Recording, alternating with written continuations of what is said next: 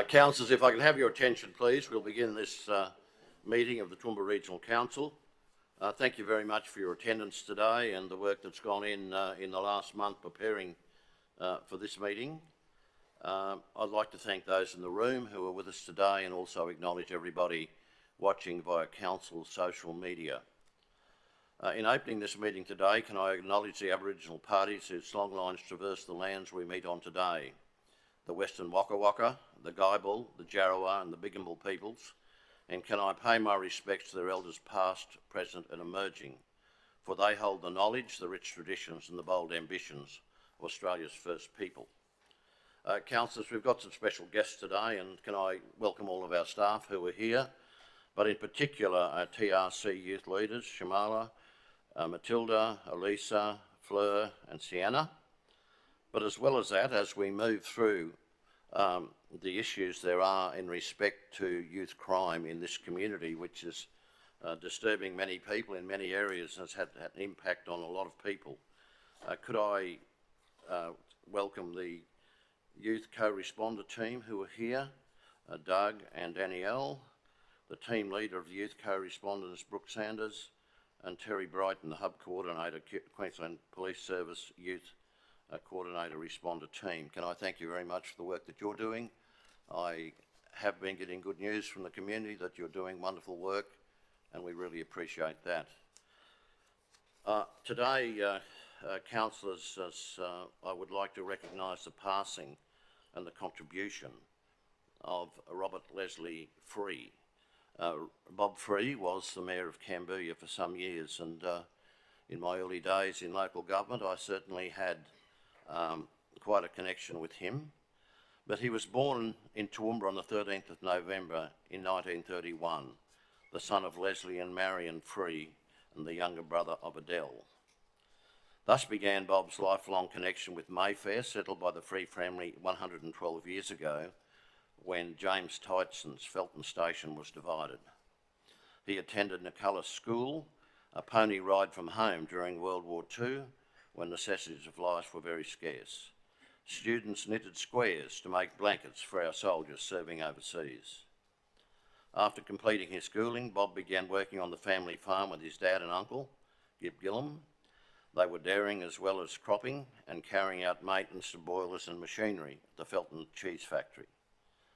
Bob also became involved in his dad's business of putting down bores with the No. 2 Southern Cross boring plant, as well as erecting windmills and maintaining them for many local farmers. Bob began to contribute a lot to his community. He was a historian at the Cambodia district and shared his father Les's love for machinery. His son Peter also shares that passion, and they are friends and volunteers of the John Deere Woolshed. Bob joined the Clifton Lions Club in 1968 and was a member for 55 years. He held many positions and received many awards, including the Melvyn Jones Fellowship, given in recognition of humanitarian services to lions. Bob's dad, Leslie, used his Caterpillar D4 to help construct the airstrip for Liberator bombers at Leeburn during World War II. That ultimately became the Australian Grand Prix, was held there on that site in 1949. Bob Dad's Leslie was chairman of the Cambodia Shire Council from 1949 to 1966.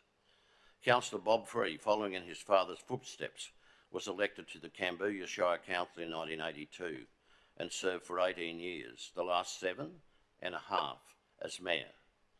He served in the last Shire chairman and the first mayor when the name change was introduced.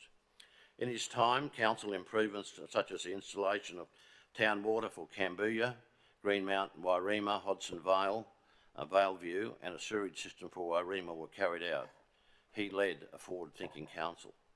Bob and his late wife Esme were active members of many things in the community, including the Friends of Felton, formed to fight the proposed coal mine, the petrochemical plant that would have decimated the beautiful, fertile Felton Valley. Protests were held and the Felton Food Festival was formed to share the beauty and produce of the Felton Valley to everyone. Bob commented that it made him understand the Indigenous concept of land ownership. Bob will be sorely missed by his family, Susan and Stephen, Wendy and David and Peter and Sylvia and their families, and I think we owe a tremendous amount to the contribution of one Bob Free to this community. Councillors, we'll move now to the apologies. We have an apology today, of course, from Councillor Megan O'Hara-Sullivan. We move then to the granting of absence. Councillor Kerry. Thanks, Peter. I wish to apply for leave of absence from the special meeting of council, which may be scheduled on the 5th of July 23, and the committee meeting on the 11th of July 23 from 10:15 to 1 p.m. Someone like to move accordingly? Councillors Von Hoff and Councillor McMahon. Those in favour? That's carried. Now, councillors, there are a significant number of declarations here. Councillor Bill Carl. Thanks, Chair. Pardon me. I request that it be minuted that I declared a declarable conflict of interest in relation to item 5, confidential Hampton Irrigators water supply agreement at the Water and Waste Committee on 20 June 2023, and of Council's decision to allow me to participate in the decision about the matter, including by voting on the matter. As the relevant circumstances have not changed, I will participate in the decision about the matter, including by voting on the matter. Councillor Summerfield.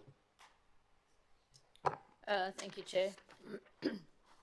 I request that it be minuted that I declared a declarable conflict of interest in relation to item number 5, confidential Hampton Irrigators water supply agreement at the Water and Waste Committee meeting of the 20th of June 23, and of Council's decision to allow me to participate in the decision about the matter, including by voting on the matter. As the relevant circumstances have not changed, I will participate in the decision about the matter, including by voting on the matter. Thank you. Councillor Melissa Taylor. Thank you, Chair. I request that it be minuted that I declared a declarable conflict of interest in relation to item number 5, confidential Hampton Irrigators water supply agreement at the Water and Waste Committee meeting of 20th of June 2023, and of Council's decision to allow me to participate in the decision about the matter, including by voting on the matter. As the relevant circumstances have not changed, I will participate in the decision about the matter, including by voting on the matter. I also request that it be minuted that I declared a declarable conflict of interest in relation to item number 5, request for sponsorship, Autumn Feast 2024 at the Environment and Community Committee meeting of 21st of June 2023, and of Council's decision to allow me to participate in the decision about the matter, including by voting on the matter. As the relevant circumstances have not changed, I will participate in the decision about the matter, including by voting on the matter. I also request that it be minuted that I declared a declarable conflict of interest in relation to item number 9, confidential market testing results, aquatic and indoor sports centres at the Environment and Community Committee meeting of 21st of June 2023, and of Council's decision to allow me to participate in the decision about the matter, including by voting on the matter. As the relevant circumstances have not changed, I will participate in the decision about the matter by including by voting on the matter. Thank you. Councillor Rebecca Von Hoff. Thanks, Chair. I request that it be minuted that I declared a declarable conflict of interest in relation to item number 5, confidential Hampton Irrigators water supply agreement at the Water and Waste Committee meeting of the 20th of June 2023, and of my decision to leave and stay away from the place where the meeting was being held while the matter was discussed and voted on. As the relevant circumstances have not changed, I will leave and stay away from the place where the meeting is being held while this matter is discussed and voted on. Thank you very much. Councillor McDonald. Thank you, Mayor. Good morning, Mayor and Councillors. I request that it be minuted that I declared a declarable conflict of interest in relation to item number 5, request for sponsorship Autumn Feast 2024 at the Environment and Community Committee meeting on 21 June 2023, and of Council's decision to allow me to participate in the decision about the matter, including by voting on the matter. As the relevant circumstances have not changed, I will participate in the decision about the matter, including by voting on the matter. I have a couple of matters here to bring forward in terms of interest. Item 5, Hampton Irrigators water supply agreement.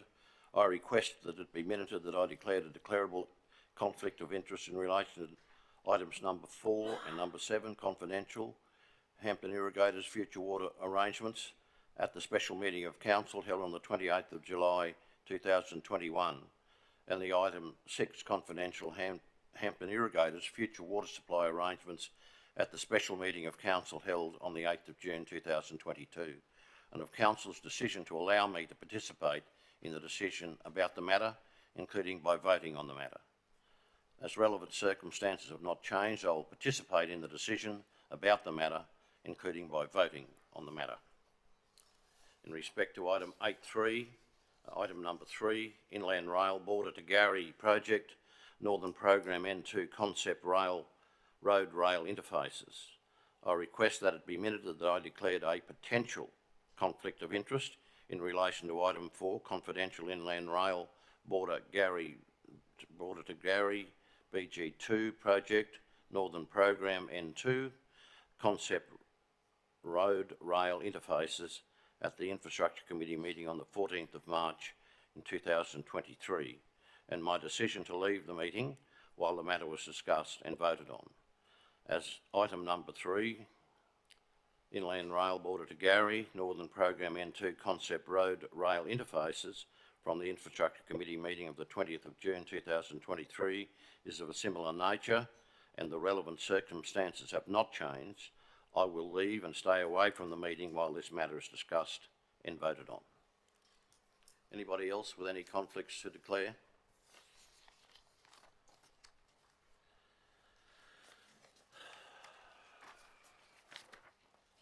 Councillors, we move now to item 3, which is the confirmation of the minutes. The ordinary meeting held on the 16th of May 2023. Councillors Rebecca Von... Sorry? Sorry? Somebody sneezed. That's all right. I'll begin again. Confirmation of minutes. The ordinary meeting on the 16th of May 2023, at which Councillor Von Hoff and myself were not present. Would someone like to move that the minutes of that particular meeting? That's Councillor Carol Taylor and Councillor Kerry Shine.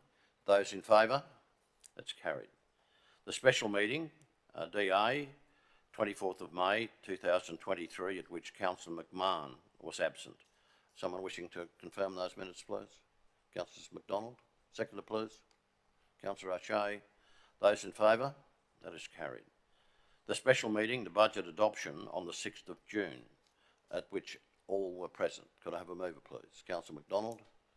Councillor Carol Taylor. Those in favour? That's carried. Item 4, business arising from minutes of previous meetings that have been already confirmed today. Anyone wishing to bring any matters forward there? If not, do we have any petitions today? If that's the case, I'll move now to a mayoral motion, which I have brought forward, and I thank those people who've been prepared to add value to the discussion that I've been having, particularly in the last 24 hours. I think the people who were here from Multicultural Australia, as well as Refugee Australia, have been very supportive. The motion that I propose is that Council support migrant and refugee service providers in the Toowoomba region to increase federal government funding for the settlement of refugees in the Toowoomba region, and 2, invite the Honourable Andrew Giles MP, Minister for Immigration, Citizenship and Multicultural Affairs, to visit the region and meet with the migrant and refugee service providers as a matter of urgency. Do I have a seconder? Councillor Carroll. If I can just add a little bit of detail to that. Councillors, you're probably aware that there has been funding issues here for quite some time. I think I've had a couple of trips at least to Canberra and possibly 3 in attempts to advocate for that. Some years ago when the Honourable John McVeigh was a member for Groom, we did get 3 years funding, which is now well and truly cut out, additional funding. But the word that's coming out of our people here, and particularly out of Kate Venables at Catholic Care, is that they are desperately short of funding to help these people. Now, we know that there have been in the order of 3,000 people from the Yazidi cohort who've come here as a result of having to get out of the home where they've come from and taking another opportunity in a special place like Australia. But we also know that there's been secondary migration of those people to this area. And in fact, the real number of Yazidis in our community now is in the order of 5,000 people. Very often that's secondary population, a secondary group that arrive, and they're arriving because of the advice they're receiving from some of the leadership in the Middle East and the leadership of the Yazidi faith, who are telling them very clearly that Toowoomba is the place to go because it's such a compassionate place, and I think that's something that we can be very proud of. So the idea to bring Minister Giles here, the idea to advocate strongly, the idea if we have to go to Canberra, we go to Canberra. It has been a difficult journey because very often you give your story and nothing is done about it. But I think it's very important, given particularly that we remembered yesterday the 10 years that we have been a refugee welcome zone, and we also talked about the number of people who've been here coming from difficult circumstances. And I think in the generations to come, they'll contribute a lot to this wonderful society we live in. Are there any further comments around the room? Councillor O'Shea. Yeah, thanks, Mayor. Just a comment and a question, if with your permission. Comment I'd make is I'm supportive of this, but I also just want to draw to the attention that I moved a very similar motion, or nearly identical, just 12 months ago. So we requested something along these lines. I mean, this was a story that was 12 months ago. So we did our part and advocated and wrote to the Minister at the time, Claire O'Neill, Home Affairs, so seeking all of the things that we'll be potentially doing through this. The response to it's been nil. So I guess, and essentially as well, what I want to add is all of the things that we raised 12 months ago, and not only what we raised 12 months ago, but also what was reported in a report that was put together, the Toowoomba Regional Settlement, which was jointly put together by Multicultural Australia, Catholic Care and a number of other providers, frighteningly predicted where we sit today. So, I mean, this has sort of been sitting there for a while, and we've sort of, what doors we're knocking on or what impact that we're certainly having is what I'm questioning. So if we're really serious in wanting to advocate for our community, which I think is an important one, because you add into it, COVID came in amongst that as well, which obviously has set things back further. There's multiple reports here sort of saying that we know that there's volunteers within these organisations that are going well and truly above and beyond, and there's only a certain amount that they can give. They spoke back then about the need that there needs to be more support, not less. We sit to a situation today, we're seeing through the media where it's less. So the scenario of what it is sits at a pretty critical point. So my question, I suppose, if it's to yourself or as the mover of this motion, what action are we going to take or follow up to ensure that this is more than something that we just put on a bit of paper? Because at the end of the day, I feel like we didn't get anywhere last year. So how do we strongly do everything that we can in our power, use whatever political influence that we have through our local members or whoever it may be to ensure that the MP, Andrew Giles, does make it here and is able to actually hear firsthand what we know? Do you know what I mean? Are we going to... What action are we going to take following up to ensure that we try and do the best we can to get some sort of outcome? Yep. Look, I'm quite encouraged by the fact that we had the opportunity to speak to Multicultural Australia yesterday. We had the lady also, Rebecca from Refugee Australia, has been prepared to go to her board and come back with advice for us. I think we've done the best we could. They are not listening. It's as simple as that. They are not listening despite anything we've told them, and quite frankly, the trips that I've made to Canberra, we have told the story. I've been down there recently with our local federal member, down there with the previous federal member. We have clearly told the story, and I think the best thing we can do, and so I may try to ring Minister Giles on the phone and make sure I have a very strong conversation with him and see if we can get him to town to in fact meet, and that's part of this resolution. And that's going a step further than we've done before. Yeah. Any further comment? I just think that it's imperative that's where it lands.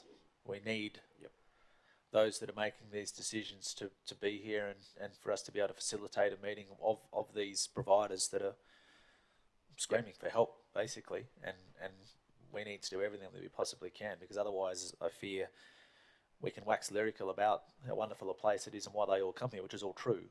But at the end of the day, it's also about those people having the right resources and financial backing to be able to provide what they need, and that's what's lacking at the moment. Well, we had a meeting with the former minister up at Cobb&Co one day. He was brought to town by John McVeigh, and I don't think we could have been franker with him under the previous government, and not much happened. Anything else you want to add?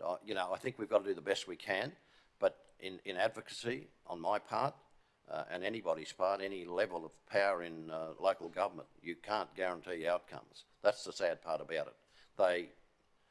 They may listen to you, but whether they actually do something about it, you never know.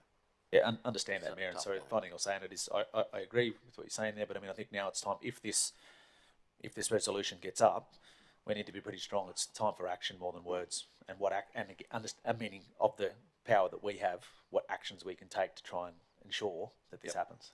Well, I think the fact that Rebecca Langton from Refugee Australia came into our office my office yesterday afternoon, and talked for over half an hour and guaranteed that she would help us in a way that we haven't been helped before. So that, we're going an extra step, I think, this time. But I can't guarantee an outcome. Councillor Summerfield, you had your hand up before?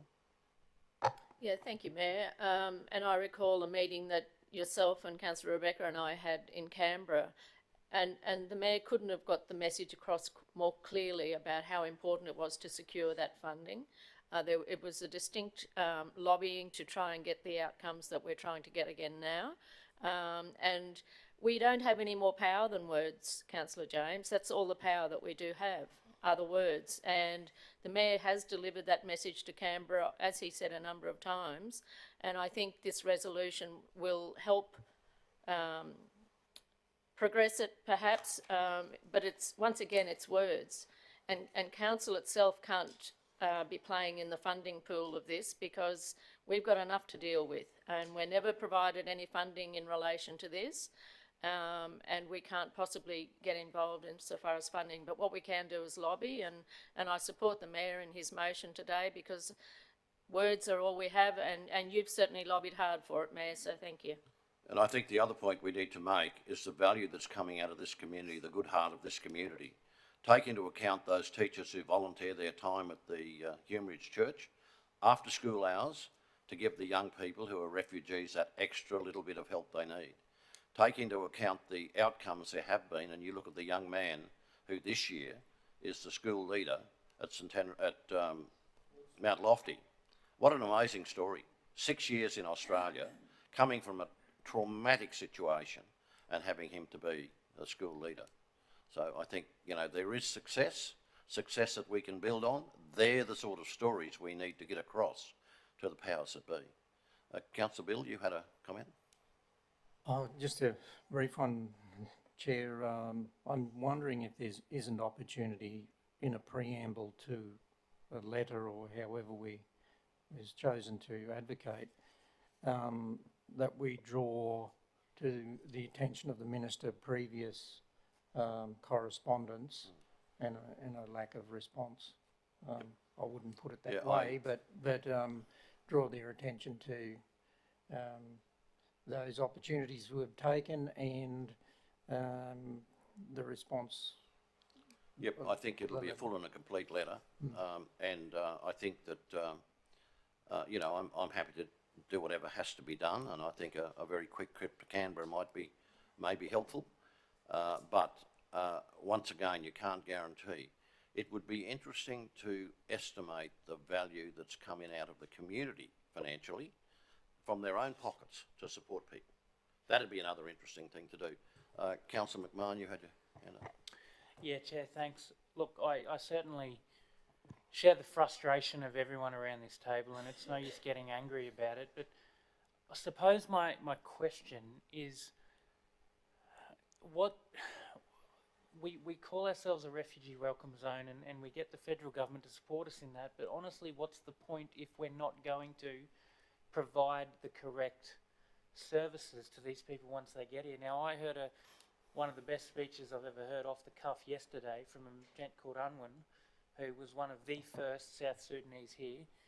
and he spoke of his time walking down the main street, didn't speak much of the language, and trying to find a place to get groceries before your Anglicares and your Catholic cares and all those people that do amazing jobs. And so if we don't have the support services in place, I really think we're not doing too much of a good thing saying, yeah, we welcome all these people here. So the question in all of this was, as part of the guide that we're a refugee welcome zone, is there anything in the instructions of how to do that that says you have to put support services in place for after they're here?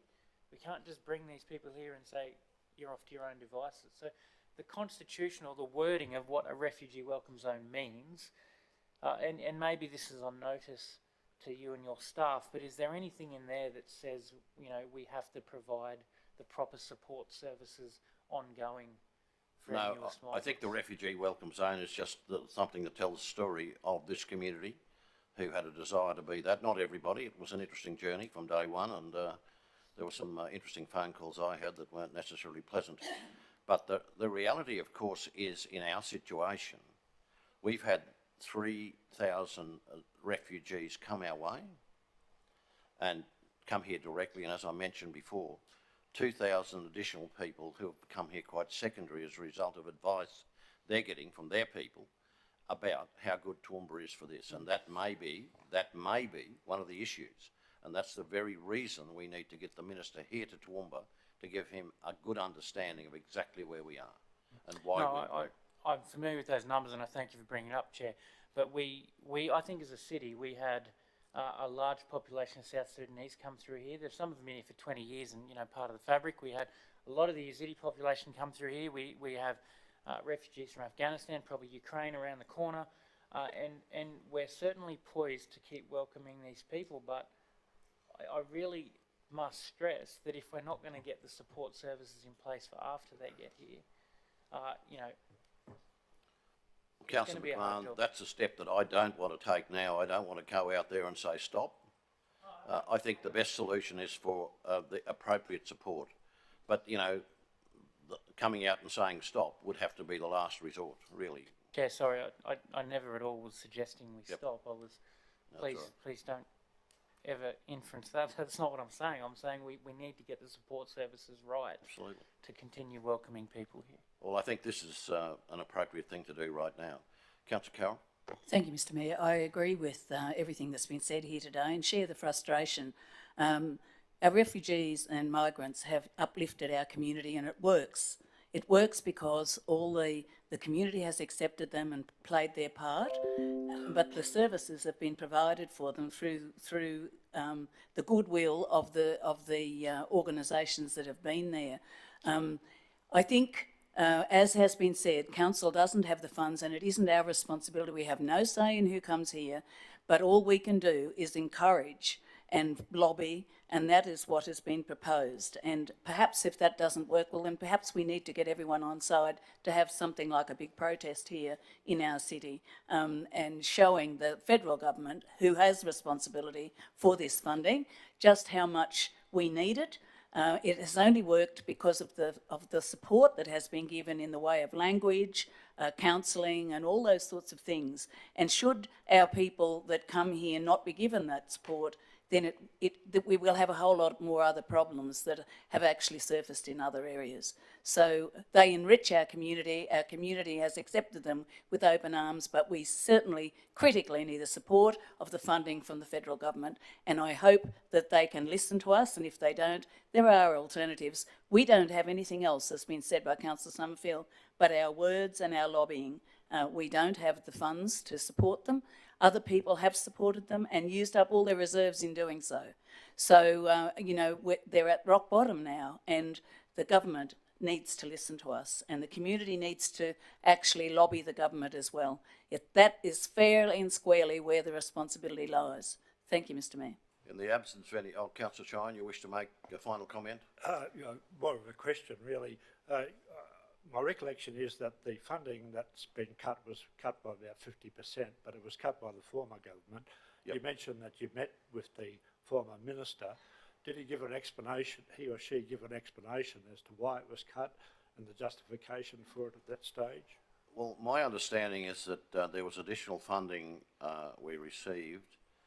I'm not sure which minister I spoke to when I was down there with John McVeigh, but we did get significant money, and that was very clearly short-term. It wasn't long-term money. And so when that cut out, that's put us in the position we are today. There was definitely positive short-term funding. I think it was for about 3 years. But, you know, when you look at the dynamics of what happened, 150 as Edie's the first year, 950 the second, 1,000, then 1,000. And, you know, that's significant. And that has to be coupled, regardless of what anyone might say, with additional funding, external funding. It has to be covered with that. We've had a discussion yesterday morning with Matt Gregg from Premiers, and he's very, very keen for some of the training programs to use some of the refugee youth who want to be trained in construction area. So, and we'll be getting to discuss that one with him and the Premier. Any other discussion? Because I think we've had a good discussion around it. I think there's a lot of commonality in respect to where we're going forward. Quite happy as we move forward to do what has to be done to put out extra effort into certain areas. Quite happy to change that. But I'll put the motion now. Those in favour? It's carried without dissent. Councillors, we now move to a reception of deputation and delegations, and we're very proud to see the response there's been with the Toowoomba Youth Co-Responder Group, and there's a number of people here today who will be presenting to us. I think it's a time for us to do whatever we can to guide the youth of this community, and as you well know, there's been some solid discussions with the Premier here when she was here in Toowoomba in regard to youth support, some of which, some of our suggestions haven't been acted on yet, but we hope they will be in the future. But it's good to have Brooke, and Brooke, if you wish to come down, or come over there, sorry, and yeah, and Terry as well. Brooke is the acting team leader of the Toowoomba Youth Co-Responder Group of the Department of Children and Youth Services and Multicultural Affairs, and Terry as the hub coordinator, of course, with Toowoomba Youth Responder Team of the Queensland Police Service. And of course, you're a serving policeman, and we're very grateful to you people for the work that you're doing. Thank you. So firstly, I'd just like to say good morning, Mayor, councillors and council officers and members of the public here today and listening in on the live stream. So as the Mayor said, my name is Brooke Sanders. I'm the acting team leader for the Toowoomba Youth Co-Responder Team. We went live on the 18th of May. So we've been functioning for about 6 weeks now. And yeah, I'll pass it over to Terry to introduce himself. Yeah, my name is Terry Bright. I'm an acting sergeant of police. I've been based in Toowoomba most of my life, and 23 years in the police service, and the last 12 back in Toowoomba. So I've seen a lot of changes in this town, and I'm really enjoying this new role and hopeful that we have some positive results. So today we're here just to tell you a little bit about what our Youth Co-Responder program is. So the aim of our initiative is to keep the community safe and address the concerns of our offending amongst the youth within the community. So our aim is to reduce the offending and reoffending rates of young people, utilise our positive engagement strategies to influence positive behavioural change, and that's through our ability and skills to de-escalate young people when in heightened situations, motivational interviewing techniques. Our staff are well trained to be able to respond to high-risk young people. We explore diversionary pathways to reduce the need for further offending and reminding young people in custody. So this is really partnering with all of our community agencies within the Toowoomba region that have programs or supports in place to meet the needs that are identified by the Youth Co-Responder team. Another aim for us is to reduce the overrepresentation of our Aboriginal and Torres Strait Islander young people in custody. We do have a high number of Aboriginal and Torres Strait Islander people, young people in custody and in the youth justice system. It's our aim to reduce that number. provide after-hours support service for our young people at high risk. We don't take away from the work of our Youth Justice Service Centre. We aren't case managers, but we do provide those welfare checks and reactive response in after hours. We support the rehabilitation with direct service and community referrals. So we've partnered up with a lot of the services within Toowoomba that do have programs that we actually refer young people onto, and we have made several referrals since we've started, which is really positive. And we also improve the relationship between Youth Justice, QPS and the young people with police. So one of our major goals is to really reduce that barrier that young people have towards police. A lot of young people have had a negative engagement with police or youth justice previously, so it's one of our goals to really break down those barriers and show young people that police are there to support them and want to help them get on the right path. So for our youth co-responder model, we had the 8 sites up and running, starting with Cairns through to Townsville, Rockhampton, Mackay, Moreton, North Brisbane, Logan and Gold Coast. And now we have established 5 new sites across the state, starting with Toowoomba. So we started on the 18th of May. We've opened Mount Isa and Harvey Bay. Harvey Bay was last week. And Ipswich and South Brisbane have a go live date on the 1st of July. So this coming Saturday, they will be up and running as well. So what does our team look like? So we're 24/7. We operate around the clock, and we're available to support after hours, both in a watch house setting and out patrolling the streets. So we have a youth justice team of 5, and myself, the team leader, and they work through a 5-week rotational shift roster. So we have 3 shifts in a day. That's the same as our QPS counterparts, and that's a 6 a.m. to 2 p.m, a 2 p.m. to 10 p.m. shift, and then we've got our overnight shift from 10 p.m. to 6 a.m. the next morning. And I'll let Terry speak to the QPS. The QPS staffing, we mirror the youth justice. We have the inspector who's in the back of the room above us all. I'm the hub coordinator, and I work the 24/7 shifts with 5 officers who've come from a variety of backgrounds. Craig is from the CPIU, which is our Child Protection Enforcement Unit. Myself, I've come from TCS, so to move into a non-enforcement role from TCS is a real change of direction for myself, as it is from all of us. And then we have a number of officers, Andy and Chris, that have come from general duties, both with very diverse experiences in the job. We are finding, by not being in uniform, that our interaction with the kids is much improved. We are still kitted up, so we're armed, so we're clearly identifiable as police officers. But and we have to learn that if they're not prepared to interact with us, to swallow a bit of pride and step back and let the youth justice people interact with them. So far, a majority of our interactions have been positive. I've been involved with going to meetings with a number of the schools in the area, and just recently with the Toowoomba Rugby League, or Toowoomba Junior Rugby League, as that'd be one of the big areas where we can try and get kids back to sport and back to school. It has been a different role, but an enjoyable role so far. And we'll all be wearing the same shirt. So police wear the same shirt as the youth justice staff. So we're very much a united front, and we work as a team 50-50. Another thing to note in terms of staffing for co-responder, if there is no shift coverage from either counterpart, we don't necessarily go out and do the day-to-day task, because it's not co-responder if it's not both of us, but we do respond. Well, it would be notified to the station, and they would obviously, alerts will be monitored through that. And if there is only a QPS member on and no YJ, the QPS member will monitor our phone and adhere to any calls or incoming, taskings and stuff like that. So it is monitored. The police can react alone. However, with youth justice, they can't go out without an officer present, and we can't react to current operational jobs as such as for the risk factor in taking a civilian into a job.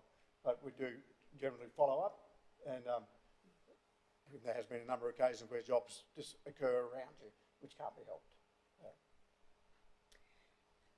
So this is a bit of a snapshot of what our day-to-day would look like. So we engage with young people across the offending continuum. So these can range from young people that have had maybe 1 or 2 interactions with police, have been cautioned for an offence, right up to those young people that are of a really high risk, and our serious repeat offenders. So, and those are linked with youth justice. So we explore diversionary pathways, and de-escalate and problem-solve concerns. When there are young people congregating in public spaces, we do approach those young people and try and determine what they're up to and can we get them home or can we move them on. Utilising positive engagement strategies to influence behaviour change and improve the community safety and strengthen our local collaboration between QPS and YJ. Sorry, this one. A big thing that we do in Youth Co-Responder team to really reduce the amount of remand of our young people, we do advocate for the diversionary options that are available under the Youth Justice Act for our young people out in the community. So if it is a first offence or they're only just starting to offend, we will come in, explore the referral pathways and also advocate for a diversionary response from police to minimise that remand of young people and also link them up to support so we can try and reduce any further offending from them. We do also make a large presence in our shopping centres. So the police, our team have been going around to Grand Central and Clifford Gardens. We've been liaising with the security teams at both shopping centres to try and really target those hotspot areas where kids are congregating, obviously for community safety and for the safety of young people. There's been an ongoing police operation for some time now, Operation Victor Unison, which is targeting predominantly Grand Central and Clifford Gardens as our 2 shopping centres that have problems with youth. In doing that role, we interact with all the shopkeepers and the managers of the place and security. And from what I've seen, it's been a good success since it's commenced. The test will be this current fortnight. It's the first lot of school holidays since that's been going on. So that's uniformed police in there for at least 8 hours a day. And then ourselves with the school being closed down, which I've tasked the officers from the YCRT to be patrolling those shopping centres and making our presence felt and trying to interact with kids and security in those places. Another thing that we do as the Youth Co-Responder is we facilitate transport support. This is a last resort and we do exhaust all other options before we do facilitate transport. But we have, since we have started, we have successfully, taken young people back to a place of safety that we have located walking around the streets that do have bail conditions. So we're actually increasing their compliance with their bail. And we have also facilitated support to transport a young person home from the detention centre with the support of other teams as well. So that's been another really positive thing for our team here in Toowoomba. We also will be assisting in the electronic monitoring. I know that has been recently brought to Toowoomba. So the Youth Co-Responder team do have a role to support that in the after-hours space. If the device was to go flat, we would respond and support the young person to make sure they were adhering to their EMD sort of conditions as well. But we haven't had any young people on the EMD yet, but we do have obviously all of our policies and procedures in place for when that does happen. What else do? We do bail checks, so we assist in bail compliance. We patrol all of our hotspot areas, again transporting young people, and we also support with education. I've linked up with our local education court liaison officer with Youth Justice, and we go over all the young people identified that are disengaged from education and look at alternative pathways for them, whether that's flexi school, an apprenticeship, whatever that may look like to suit the young person. We raise that every fortnight and really canvass those options. It was remiss of me not to mention before further, we also have PLOs working with us. Doug has joined us at the back. He's returned to the QPS as a senior PLO. Doug has experience working in the watch house previously, and prior to that, he was a PLO. So he's one of our Aboriginal liaison officers. We have two of them with Tanya Dallinger, and we also have Marwan, who's a South Sudanese gentleman, and Payman, who is a Ziti, as we were talking about before, both, which is great to hear their experiences in life, and they're a great assistance on the road, especially with language barriers and that we now strike around Toowoomba. Yeah, and Watch House Welfare Checks is another role of the Youth Correspondent team. We go every weekend into the Toowoomba Watch House and facilitate those welfare checks of the young people that have been remanded in custody over the weekend and report that back to the Youth Justice Service Centre. We also support in the after hours. If a young person is arrested, we will go in as a secondary team to facilitate a welfare check and make sure they are linked with support, and or if YJ, we report that back up as well. Of course. Sorry, police liaison officer. So this is a little bit about what is out of the youth corresponder scope. So we are not first responders. We're not allowed to respond to any active incidents, or we're not able to be tasked to any of those. We respond as a secondary team to make sure the young person is supported and to advocate. But yeah, and Terry can probably speak a lot more to that. So as you're saying, if the job is current and it's been investigated, we don't intervene with any current investigations, or we don't attend any jobs that are currently occurring, depending on risk factors. Of course, if there's kids gathering in shopping centres and stuff like that, we are able to attend to that. But we are more the follow-up crew. We then we can go and locate parents, carers, support for the child, so that they can be placed on bail, or let them know that they're currently in police custody. We can provide support to the child afterwards in terms of trying to get them to court. We've had great success with that, with the kids on curfew currently, knowing that we're coming to check on them at night. We've had well over 90%, I'd say, have been home, and on the ones that weren't home, we were able to find out the reason why and have that child placed in a more suitable location. And then since then, they have been home. Yeah. And another thing we don't do is attend to mental health jobs. So we aren't trained mental health professionals. So we leave that up to QAS to do those immediate follow-ups, and police. We obviously do come across young people that may present with possible suicidal ideation, and we respond accordingly and have training for that, but we won't go to any mental health jobs. Yeah. And we don't replace the function of child safety or youth justice. So if the young person is linked to a child safety order, we don't find accommodation or anything like that. It is up to child safety, and we really advocate and hold them accountable for the young person. And we're also unable to support a young person in a police interview. So we're not allowed to be that support. We do assist in identifying an alternative person, though, if the young person doesn't have anybody. So, yeah, some early learnings from since we've started. We wanted to share a few updates with you guys. So, Terry? Well, yeah, I've been on the road. Toowoomba is, as was mentioned before with the Mayor, Toowoomba's different to the rest of the state. We don't have the huge issues of children gathering in one place like at Cairns or at Townsville, where due to the weather predominantly, most people don't want to be hanging around the streets of Toowoomba in June.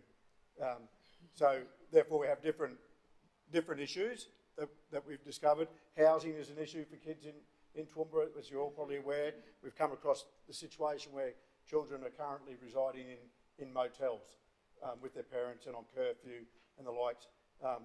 Issues that I'm not able to answer, but we can provide them with support. Situation of we're locating is that people just don't know what's out there for them.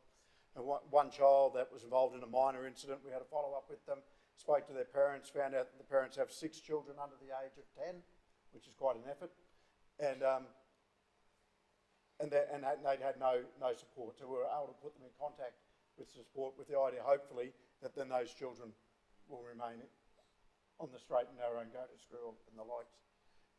Yeah. And we've supported with several transport since going live, we've identified many early intervention opportunities, and we have, and Terry's already spoken to some of those. We've supported a young female to have her bail address changed, so she is compliant with her bail and not breaching it. We've also had a young male who wasn't aware of his court processes. It was his first court appearance, and he had no way of getting there, and we didn't want him to have a fail to appear warrant. So we've gone around, made the appropriate referrals to a community service that have actually done home visits with him, transported him to court, and actually explained a lot of that court process and supported him through that. So really positive outcomes for those two young people, and that's only two. I could speak for hours about all the different outcomes that we've had.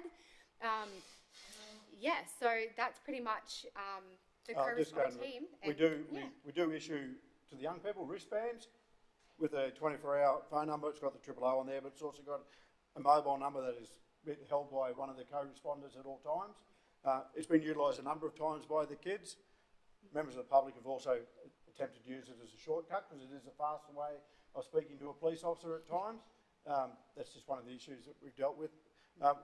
So it's been good. One young fellow wasn't feeling very well and rang us seeking support from a mental health perspective. We were able to give him that support and get that sorted out quickly.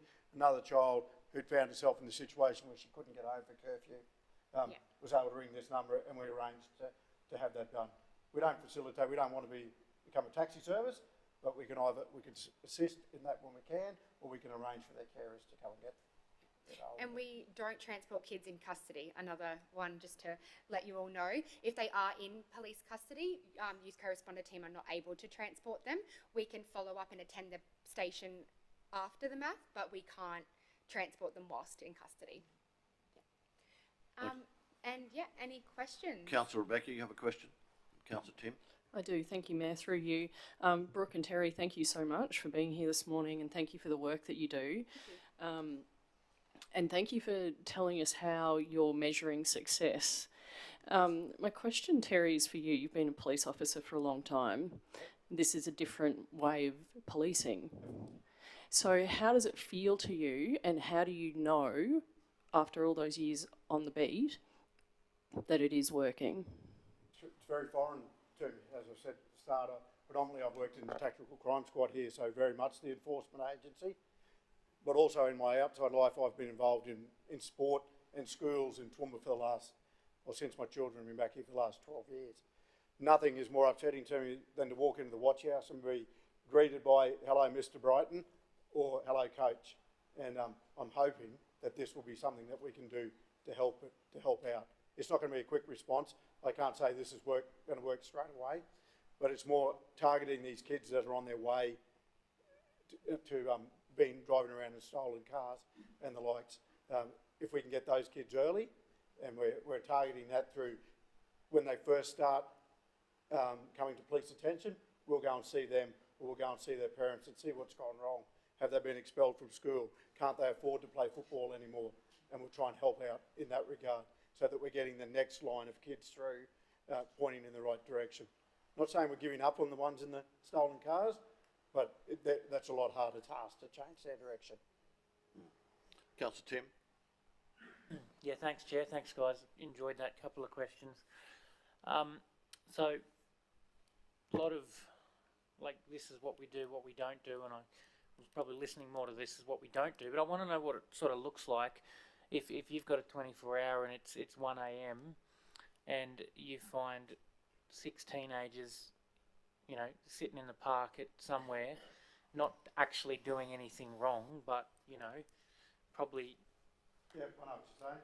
looking like they would. Now, what, I mean, what do? You don't give them lifts, you don't, stop the crime. What do you do there? We won't give them lifts, we're just trying to avoid people ringing this to say, "Can you come and take me home from my friend's party?" So if there's a child in need in the streets, and we have done that, we found a number of kids walking through the CBD here on a Friday and Saturday night, well under the age of drinking, they've been taken home. As of yet, we haven't found too many kids in the park because we've only been going since late May. But we'll interact with those kids. We're prepared. We've got the phones there. We'll ring their parents. We'll try and get them home. We'll do anything we can to try and help them in that situation to ascertain if they're putting themselves in harm's way. I'm more of the need. I've been on the road of at the beginning, if someone asks us to do something, unless it's completely out of our area, I'm more inclined to say yes. Yes, we'll do it. Yeah, sure. No, I was just wondering. Follow up, Chair, if I might. Clifford Gardens, interesting place. Been a lot of press around there. Word that's reported to me is that our probably 60 plus members of our community who used to go there every day for the milk bread and is probably socialise, avoiding the whole centre now, and it's a flow-on effect to the shop owners, and the community just doesn't want to go there. So you guys have said you've had an active presence. Yeah. I mean, baby steps, or are we going to see some sort of cultural change in that premises? I would say we've had a reasonable amount of success in that. I do every that overtime myself in walking through the major shopping centres. The shopkeepers will tell us ourselves that since we've been walking through, having that presence, that there is less issues with these kids. Clifford Gardens is still very much a walk through for them. They'll be coming from the western side of town, coming through. They don't gather in one particular spot in there. They'll just walk through and harass and menace. I've seen it when I haven't been working. But just that presence as much as we can, it certainly helps. The OIC of Toowoomba Station takes the mobile police facility up to Clifford Gardens on a regular occasion and sets it up out the front where the buses park, and he'll just interact and talk with people. Another presence that's in the place. Yeah. No, thanks for that. Last one, KMD, I think. EMD? Is it EMD? I wrote it down wrong. You said you haven't had the ankle bracelets yet.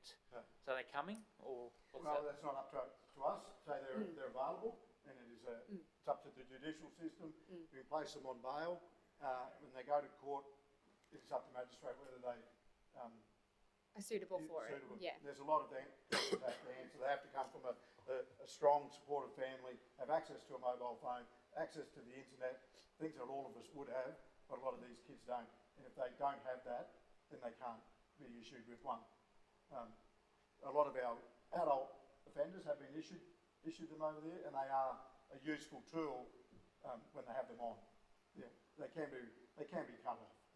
And that's It comes with positives as well. Like if you have a young person that's been remanded in custody and they have the opportunity to have an electronic monitoring device fitted to attend business within the community, or if there's, if they're very connected to culture and, there's this event happening within the family, it provides them that opportunity, but also being monitored and, having to comply with bail and things like that. So it does come with its positives to support our young people to stay connected to culture and stay connected to community. So, yeah.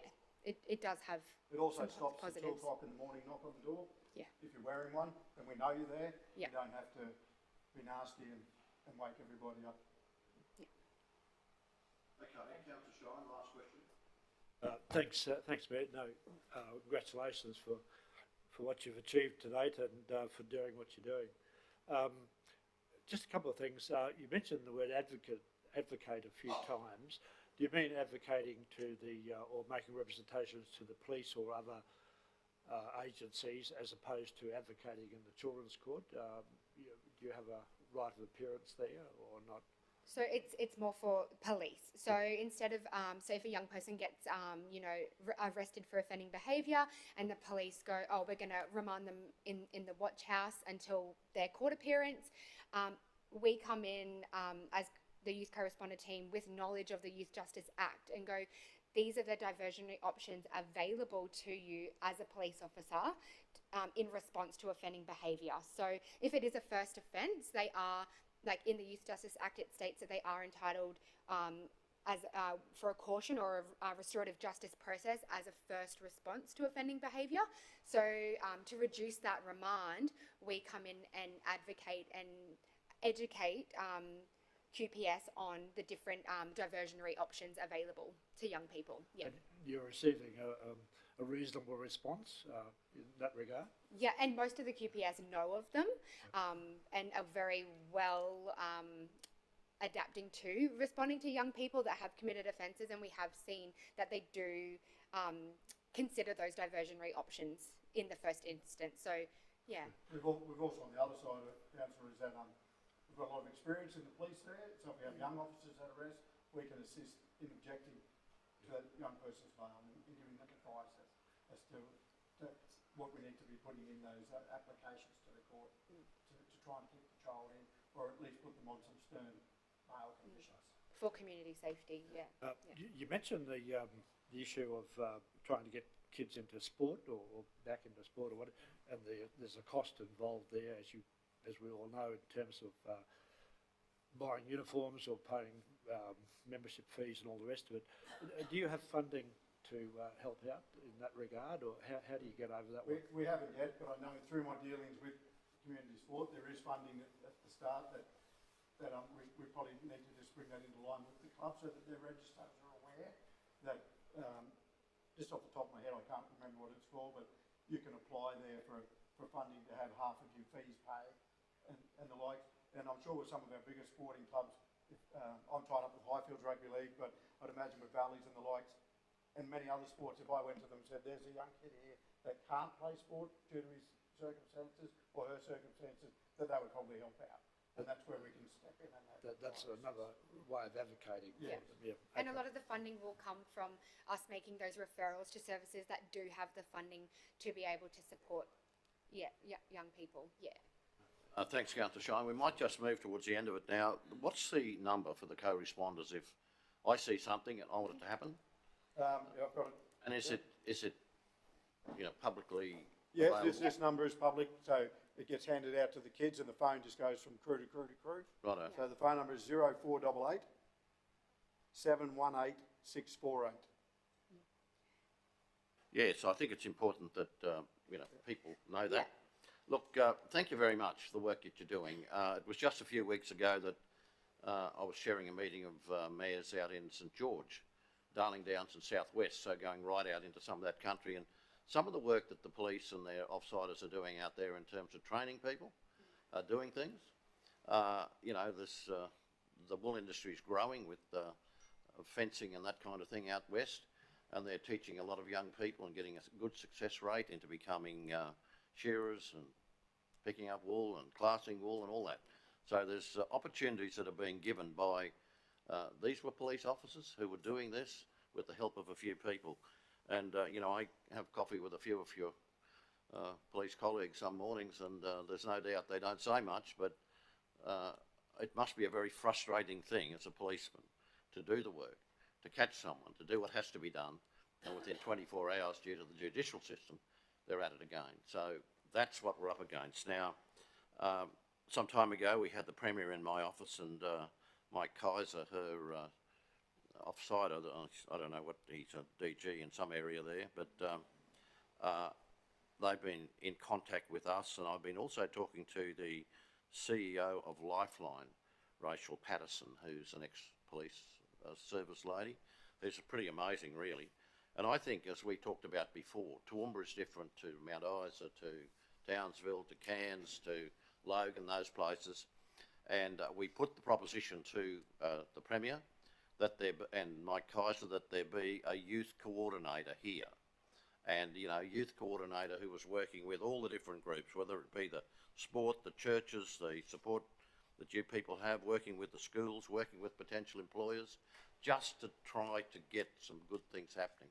You're a big part of it, but if we could have a youth coordinator here, and we're still working on it, we're talking to premiers yesterday about it, and it's still under consideration. So thank you very much for what you do. It's been wonderful to have you, and to all of those who are here in respect to this and who are doing work to support it, can I thank you all too. So thanks very much.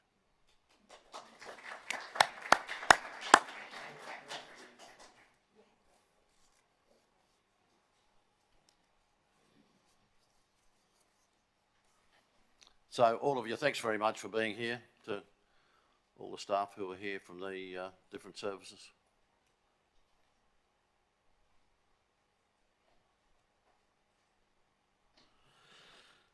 Right, councillors, we'll move back to the normal procedures, moving through to item 8. Before we do that, our values are accountability, safety and wellbeing, teamwork, honesty and respect. So item 8.1 is the Planning and Development Committee report. Anybody wishing to take anything out of that in any way? Someone like to move its receipt, please? Councillor Bill Carl and Councillor Melissa Taylor. Those in favour? That's carried.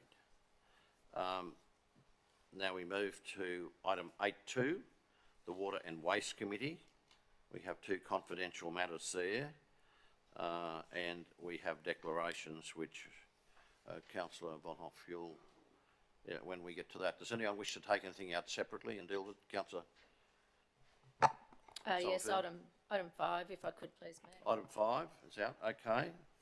So would someone like to then move the item 3 and 6 for receipt, please? Councillors Von Hoff and Councillors Summerfield, those in favour? That's carried. We'll move to item 5 now. It said confidential, sorry. We've got to leave it till later. Sorry? Do it in open. Brian?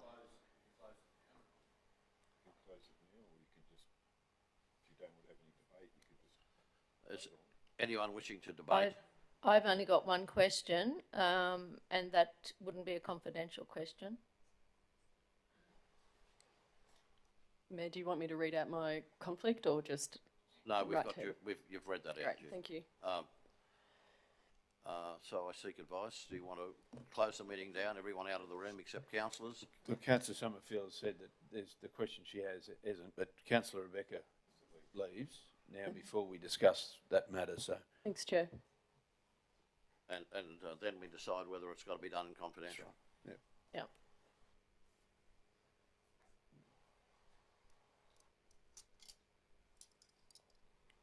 Councillor Summerfield? Thank you, Chair. So the letter that was received by from HR, the purpose of this letter is to request a meeting where HR's representatives can discuss this matter with the appropriate council officers. Was there a meeting held?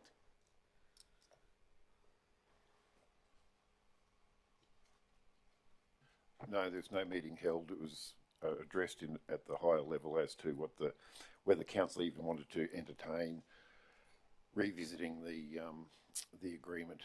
So if council wishes to do that, then we would have to then start those conversations. But there's a whole lot of issues, as you're aware, were covered in the confidential report and briefing. Thank you, Brian. So, Mayor, given that that letter was specifically, the purpose of this letter is to request a meeting, I believe that that consultation hasn't occurred, and therefore I would recommend that we defer this until the request has been met. Yeah, I think... could I move that we go into confidential to discuss any further, me? Oh, you've moved, we go into confidential? Yeah. Seconder, please. Councillor O'Shea. Those in favour? It's carried. Can we clear the room, please?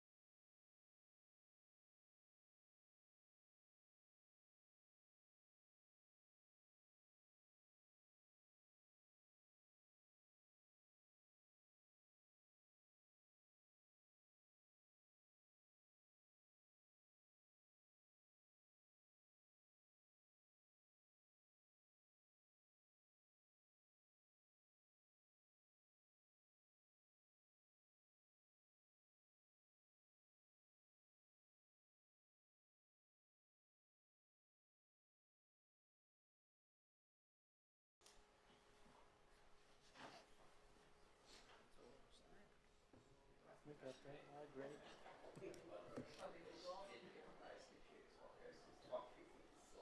Well done, Kirsten. Yeah, well done, Kirsten.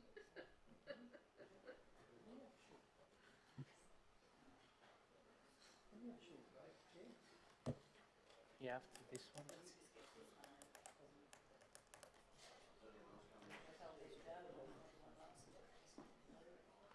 So James, are the youth council outside still?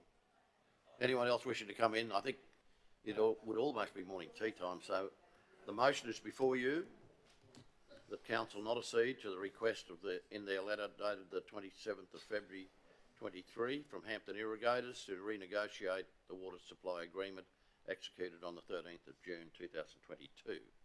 That council received the correspondence from legal representatives from Hampton Irrigators Proprietary Limited on the 26th of June 23 and invite Hampton Irrigators Proprietary Limited and their legal representatives to meet with council's legal representatives and the council officers to discuss further submissions on alternatives, would that be? On alternatives they foreshadow in their correspondence received on the 26th of June. Moved by Councillor McDonald, seconded by Councillor Melissa Taylor. Those in favour? Those against? Wish to have your votes recorded? That's carried. Record Councillor Summerfield and Councillor O'Shea.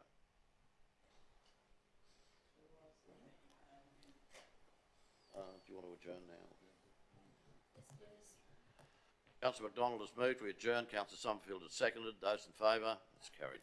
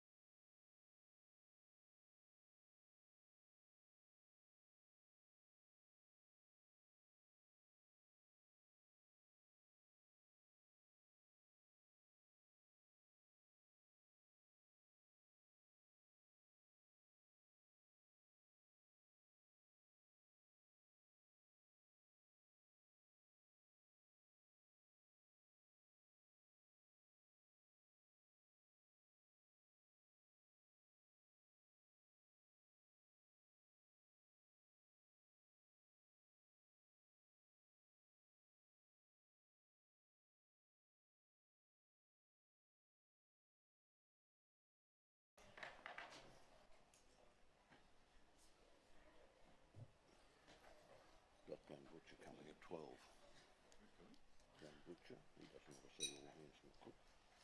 He wants to meet with me at 12.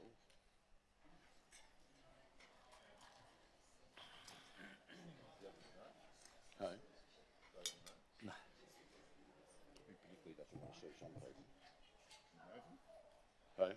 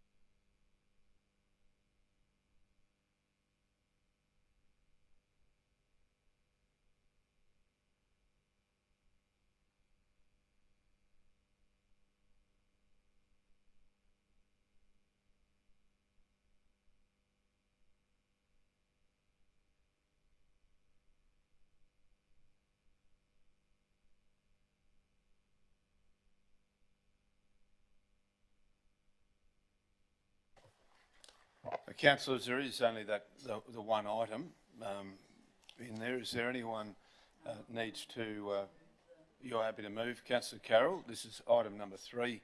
Kirsten, I just can't see it on the sheet. It's item number 3. And it's quite a long motion. It's the same as last meeting, the committee recommendation. Moved by Councillor Carroll, seconded by Councillor Melissa. Is there any need to go into any debate? If not, I'll put the motion. Those in favour? That motion's carried unanimously, so we'll have to record those, Kirsten, because the Mayor is a conflict of interest. So we'll call the Mayor back and you take back over. Thanks, councillors. Might be eating cake.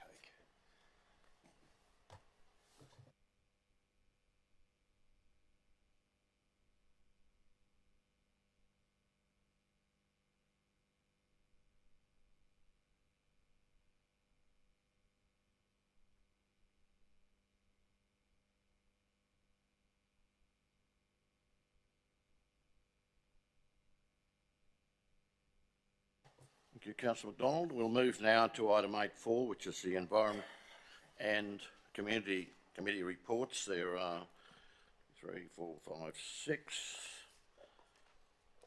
matters there. One bit more. Anyone wishing to take anything out of that report? Councillor Carl and Councillor Von Hoff. Councillor Carl?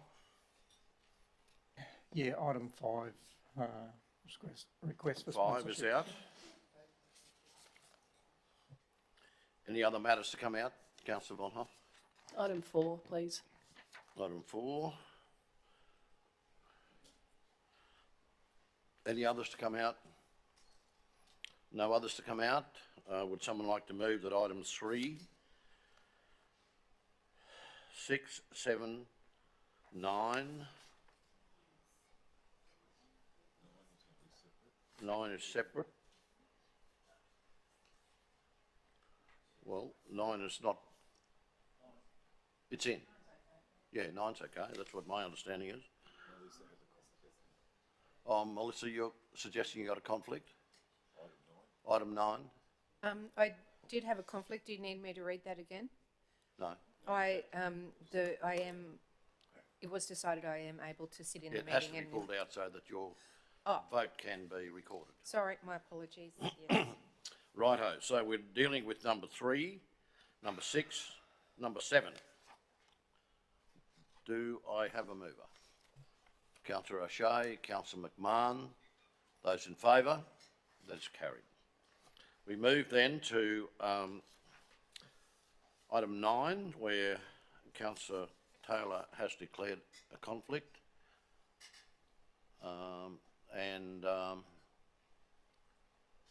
That's just a matter of recording your vote.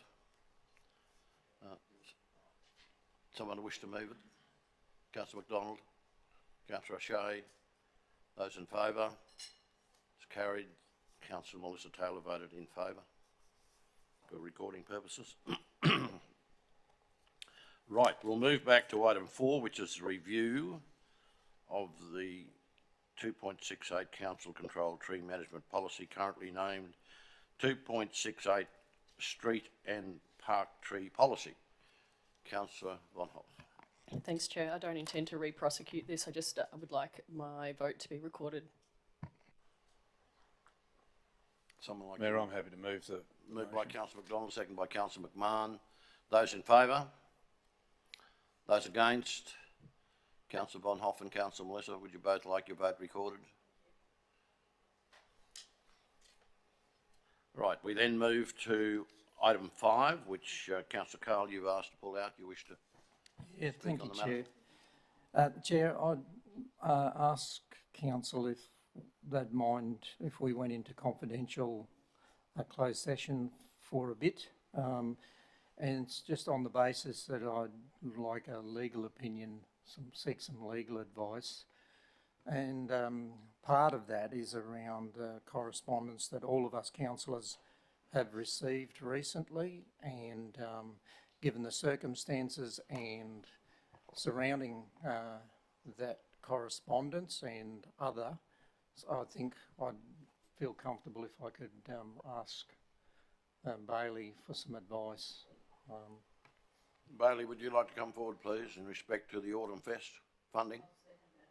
But we'd need to go into closed to... Motion, we go into confidential. So, and that's the reason, to seek some legal advice. That's a genuine reason, I feel. Right, Councillor Carl has moved that. Councillor Taylor has seconded that. Those in favour? It's carried.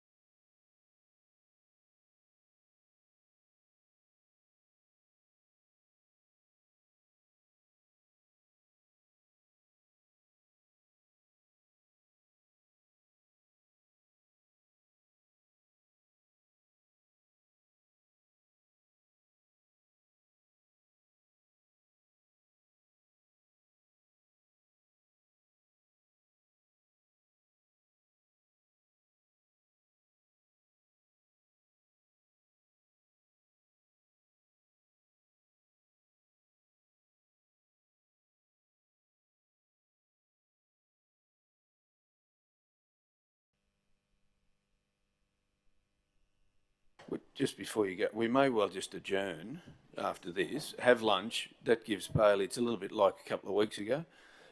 That gives Bailey a chance, so we don't actually have to do anything. So we'll come out of closed.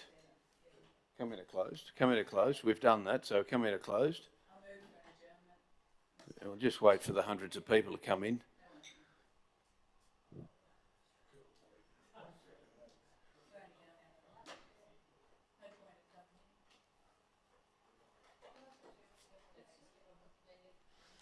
Okay, happy to move to go to adjourn the meeting. Was that back online? Great. Moved by Councillor Carroll, seconded by Councillor Kerry. Those in favour? Carried. Return at 1:05. 1:05. Thanks.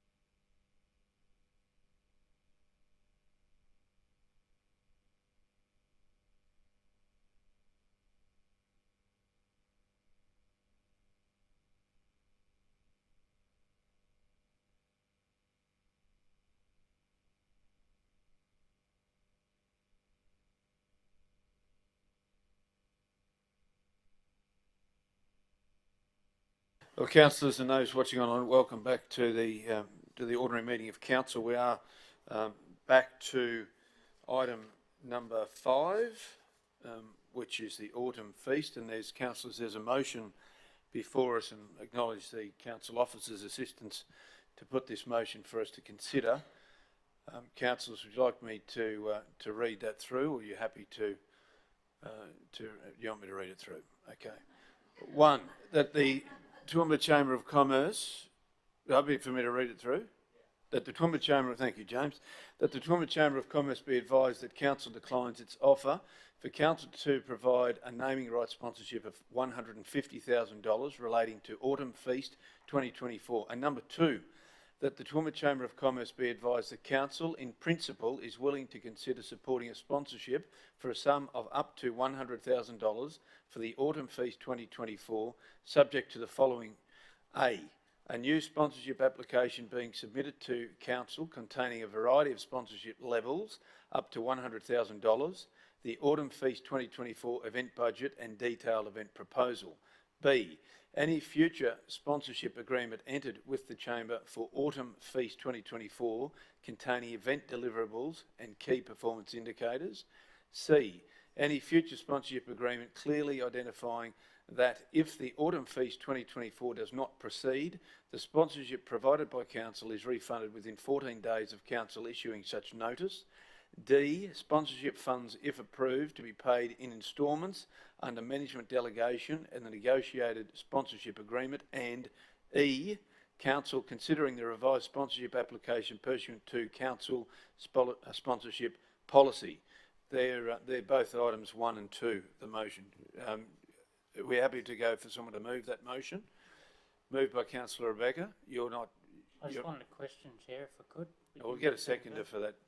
Seconded by Councillor Carroll Taylor. So we have a question. Well, then we'll go to open debate if we need to. Thank you, Chair. Councillor And it can be short through you to Nick. I don't want to be here all afternoon. We've had a fair bit of discussion in this chamber of if there needs to be where the money is coming from. I supported Councillor Bonal's motion last week, which didn't have that. You haven't put that. Are you happy that we don't need to specify at this stage specifically where the money's coming from? Thank you, Councillor Tim. We'll need to address that through the budget review process, so that will identify where the funding source comes from at that time. Councillors need to question. Councillor Carl. Chair, through you to Nick or Bailey. In principle, what does that exactly define? We're saying in goodwill that we're willing to support it as long as they tick off all those boxes, and that's the intent of the council, what I've heard today. So it's saying in principle, we you know, in goodwill, we're willing to support up to 100K. That was the intent of the councillors. However, there's some good governance and due diligence is required to get there, and if they achieve those factors. So technically, you know, there was intent from the councillors to support something like that, but for good governance, we need to get through the hurdles. That answer your question, Councillor Carl. And it's not a, just to answer that, it's not an approval. It's just signalling, like, you know, in principle, we're willing to support the event. We just need to work through these due diligence processes. Okay, we've got a mover and a seconder. Oh, sorry. I just through you again, Bailey, I just wonder how that differs from the original motion's intent on point 2, where the officers asked for options to come back to council. I mean,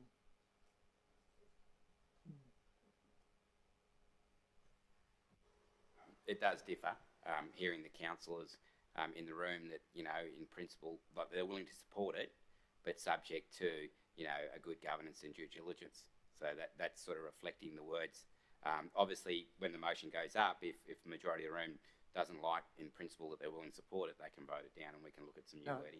Yeah, no, it's not a question of in principle. That was a different question, and the subsequent items there from A to E, I'm sort of thinking that was already encapsulated in point 2 of the original motion, because the officers said, come back to, well, the assessment panel, I should say, said come back to us with some options indicating that there's support for it, but because of the lack of information, that's why they, and in essence it's the same.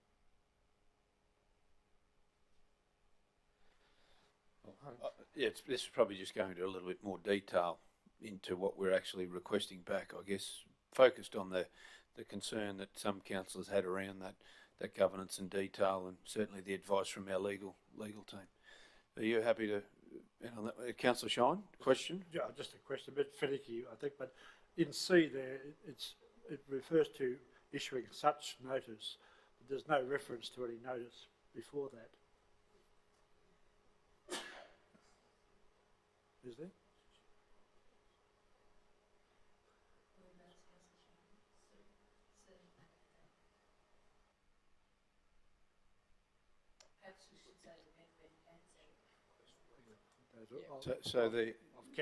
We'll ask.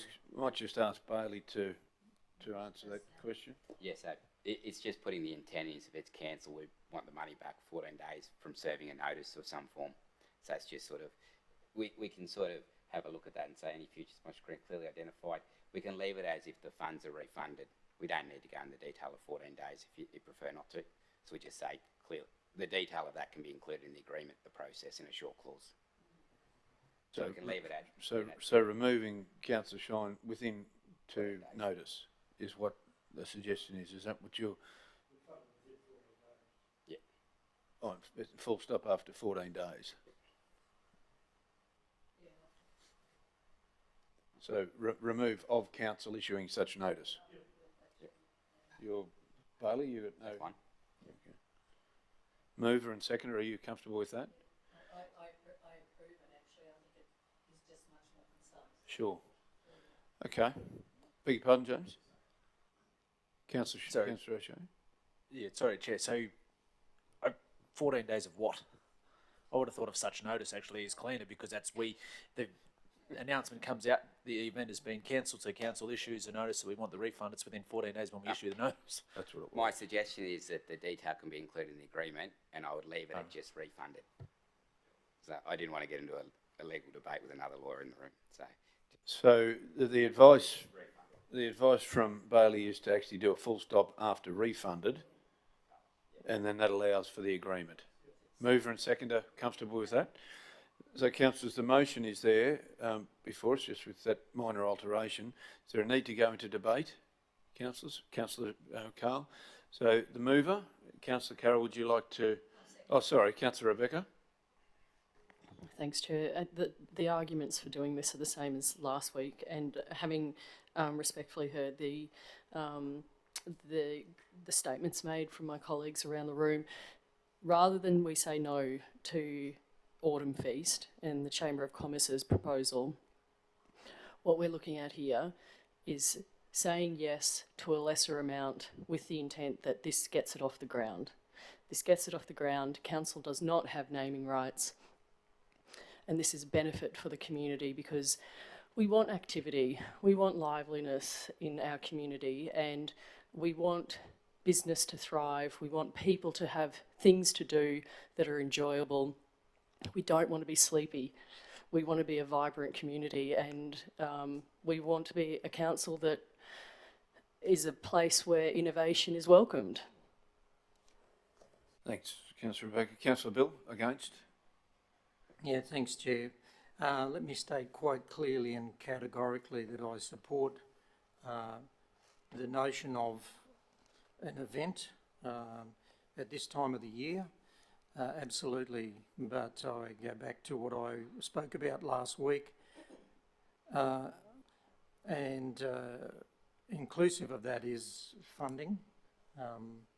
Irrespective of how we want to cut the pie, officers have clearly indicated to us that whether it's out of unallocated funds or even worse, we're looking to allocate funds out of next year's operational budget to fund this, I can't support.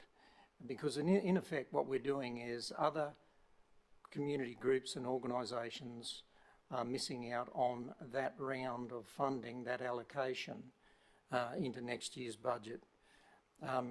You might well say, well, it's unallocated this year. Well, it needs to, as per our accounting principles and our budgeting principles and policy, goes back into consolidated revenue and then it is reallocated, potentially, with a full complement for next year's operational budget and for equitable access for all community groups and organisations, instead of reaching forward into the next year's financial year's budget. I recall sitting around a table quite some years ago here when things weren't altogether tidy and there were lots of carryovers and bring forwards. We've gotten to a place now where that's pretty tidy thanks to finance and business and cooperation of the whole of council effort. So on that alone, I can't support it on principle and equity, and particularly in times of financial constraint and the challenges we have as a council in delivering the amount of services that we have to try and deliver. So if we take this amount out of a budget, how do we continue to deliver our services when we require people to deliver those services, and we're going to have less to pay those people to deliver services for a start? That's one thing. But the financial constraints and challenges we have on us for the next 3 to 5 years, perhaps 6 years, with major projects, I struggle with that. However, I'm not against, and I say again, I'm not against the concept, but it would be really good, like many other events across the region, and I could name a few, that have actually started from a beginnings, a smaller place, instead of the big bang, and go for the whole finished product. But they've started small and built slowly, and then they've come to council and asked for assistance and financial support and building upon an event in their part of the region that has tried and proven runs on the board, and that's what I call sustainable events. So, and I think we need to... I'll just ask you to wrap up if I can, and, Councillor Carr. we need to follow the process. I don't think we've followed the process, and that's been more than adequately pointed out to us, and on the basis of advice, written correspondence to us from Bailey earlier this morning, I'm choosing to follow that advice. And the original motion, finally, Chair, by no means excludes the opportunity for the chamber to come back, as per the officer's recommendation, to come back to us with options as they should present, rather than us try and solve their dilemma of how they're going to get the event off the ground. We didn't propose it, they have. So that's why I can't support it. Not because I don't support the concept, but because it's a case of inequity here, and others will miss out on next year's budget. Thanks, Councillor Carroll. Speaker in favour of the motion, Councillor Carroll. Thank you, Mr Chair. There's a lot of truth in what Councillor Bill has said, and we all realise how costs are going up and our budget is becoming more and more constrained. But there is a gap in our community in the autumn season. We did have the Wheatwood there, which brought a lot of people into town, but that's now gone to September in the spring. And we also had Easterfest, which we know brought a lot of people into town. There is a gap there. I think there is some truth in let's go and hit up council. I'd like to see this being a support money, and I'm hopeful that the people who gain the most, i.e. the accommodation houses and hospitalities, may jump on board with our leadership here. And I'd like to see some more events open to the public rather than everything being at a fee. But I think that that is our place to try to get this event off the ground for our community. And I know 100,000 is a lot of money, but I firmly support that we should be there to give them, at least in this first year. That's not tying any future councils into it. And I think you know, it's seed funding, if you like, to get them up and going. And I would hope that the hospitality houses and the accommodation houses jump on board and make it a really good event. And it will only happen if they do that. So thank you. I certainly support this, understanding how constrained our budgets are. But I think that with those extra clauses in there with around governance and sponsorship, I'm happy to support the recommendation. Thank you. Thanks, Councillor Carroll. Speaker against the motion? There's no further speakers against the motion. The motion is there before you. I propose not to read it out again. Have a vote. Those in favour of the motion? Those against? Would you like your vote recorded, Councillor Carroll? Could I have a division of the vote, please? Division of the vote. Kirsten, if that... We will... Oh, but there's conflicts anyway that were declared, so we'll do that in any regard. So thanks, Councillor Carroll. Mayor, you're happy to take back over. Thank you. Thanks, councillors.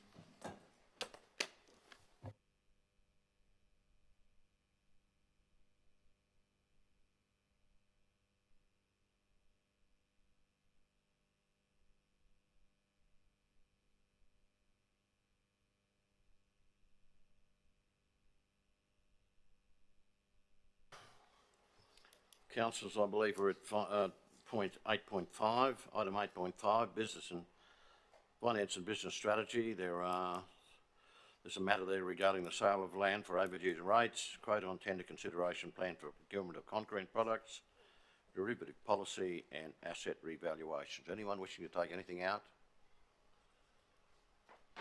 Any questions? Someone like to move the report be received, please? Councillor Shine and McDonald, those in favour? That is carried. We move then to Economic Development Committee and the outcomes report of the Council of Mayors visit to North America. Are there any questions there? Yes, Councillor Von Hoff. Yeah, thanks, Mayor.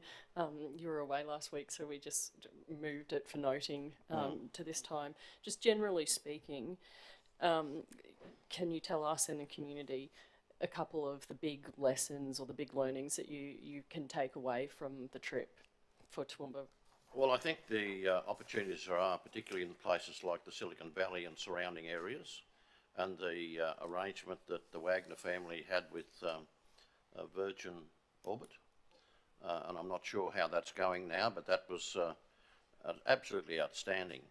The way that they're working together in Vancouver on a very big scale with the various councils, there's something like 50 or 60 councils actually working together. They're smaller than us, but they're actually working together for a good outcome. No, I was really happy that there were a lot of learnings. We learnt a lot in LA and San Francisco about Olympic Games and those sort of things. We certainly met lots of people. And I think one of the profound thoughts in my mind when I got home was how very fortunate we are to live in this part of Australia compared with some of the things I saw there, with particularly the people on the side of the roads and that sort of thing. And it was quite sad. I found a similarity between Canada and Australia in terms of culture, that kind of thing. No, I thought it was an outstanding trip and I enjoyed it. And I'm thankful to Council for supporting it, supporting TISBE, I think, supporting ComSec. I'm very pleased that ComSec has done the work they've done.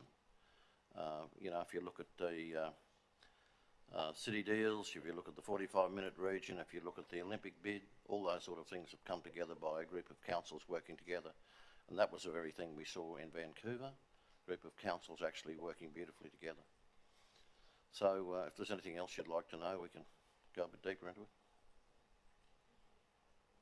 And I think it was very worthwhile, and collectively it was a lovely trip. Any other questions? Someone like to move the receipt of the Economic Development Committee report, please? Councillor Tim, a seconder, please. Councillor Carroll, those in favour? That's carried. Right, we move then to item 9, which is the monthly financial statement. Excuse me, Mayor. Oh. Could I just ask a question? It's an administrative one, I guess, and it's not actually about your report, but it's going back to the Environment and Communities report, where it states, so we don't actually endorse the minutes of our committees' minutes, do we? They're just... The Only recommendations the are the one things that are recommendations. endorsed. So the yeah. actual wording in there, so when I was looking at all of this yesterday in relation to Autumn Feast, I noted on page 104 of board books of the committee meeting, it says did not vote Councillor Megan O'Hara Sullivan. But I thought it was that she was absent. So if she did not vote and she was here, that means she voted against it. But it says did not vote. That's not a, I'm not sure I can personally answer that question. I'm probably looking at you, Brian. It says carried, underneath that, did not vote Councillor Megan O'Hara Sullivan. She was either absent or she voted against it if she did not vote, is my understanding.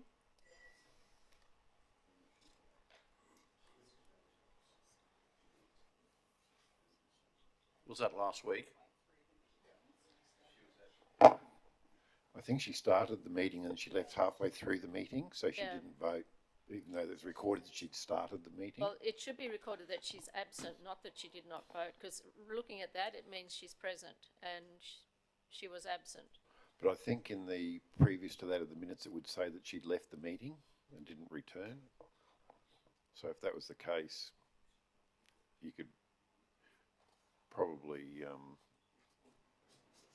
work through it.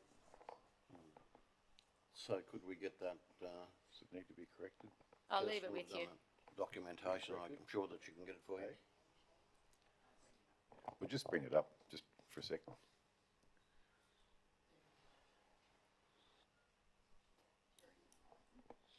Few council left, so that is on page Left permanently? 102.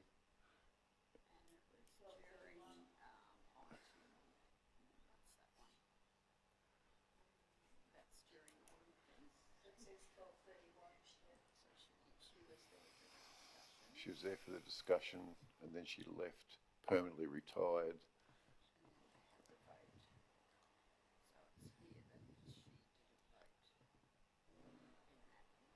Yeah, and it says she did not vote, because if she had refrained from voting, it would be recorded as a negative. Yeah, yeah.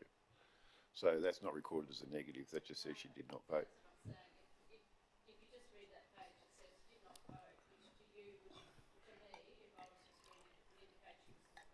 Yeah, you can kind of read that both ways, because if you read at the start and didn't pick up the other part, you'd wonder why she wasn't recorded as a for or against when you get to that point, because she started the meeting, and if you hadn't picked it up midway, so I suppose you could read that either way. I think it's just for clarity. The reality is she was absent, and I think She was that's absent. what should be reflected in there. Well, perhaps you wouldn't say absent because she was there for part of it. You'd say retired before the vote was taken. Or whatever.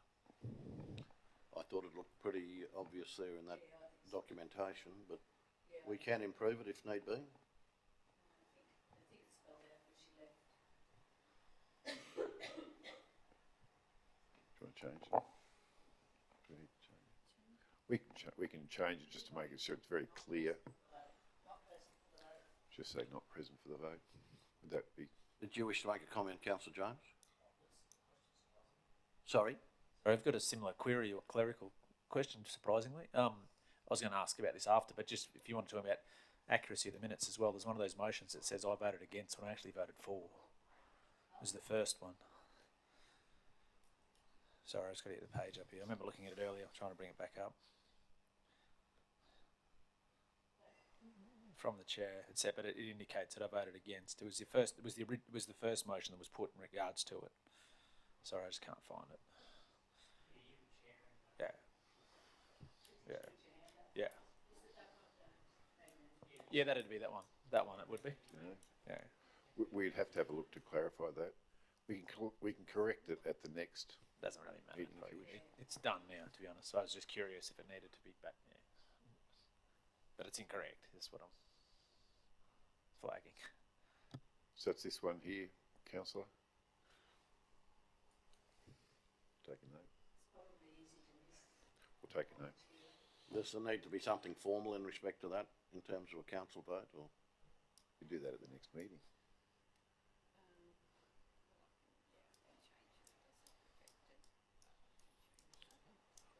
change it. So it'll be reflected when you get the minutes that come out of here, it'll be changed.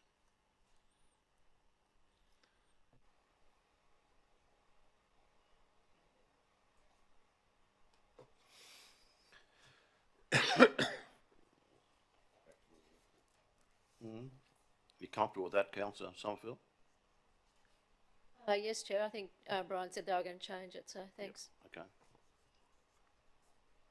Councillor O'Shea? No. We moving forward? Andrew?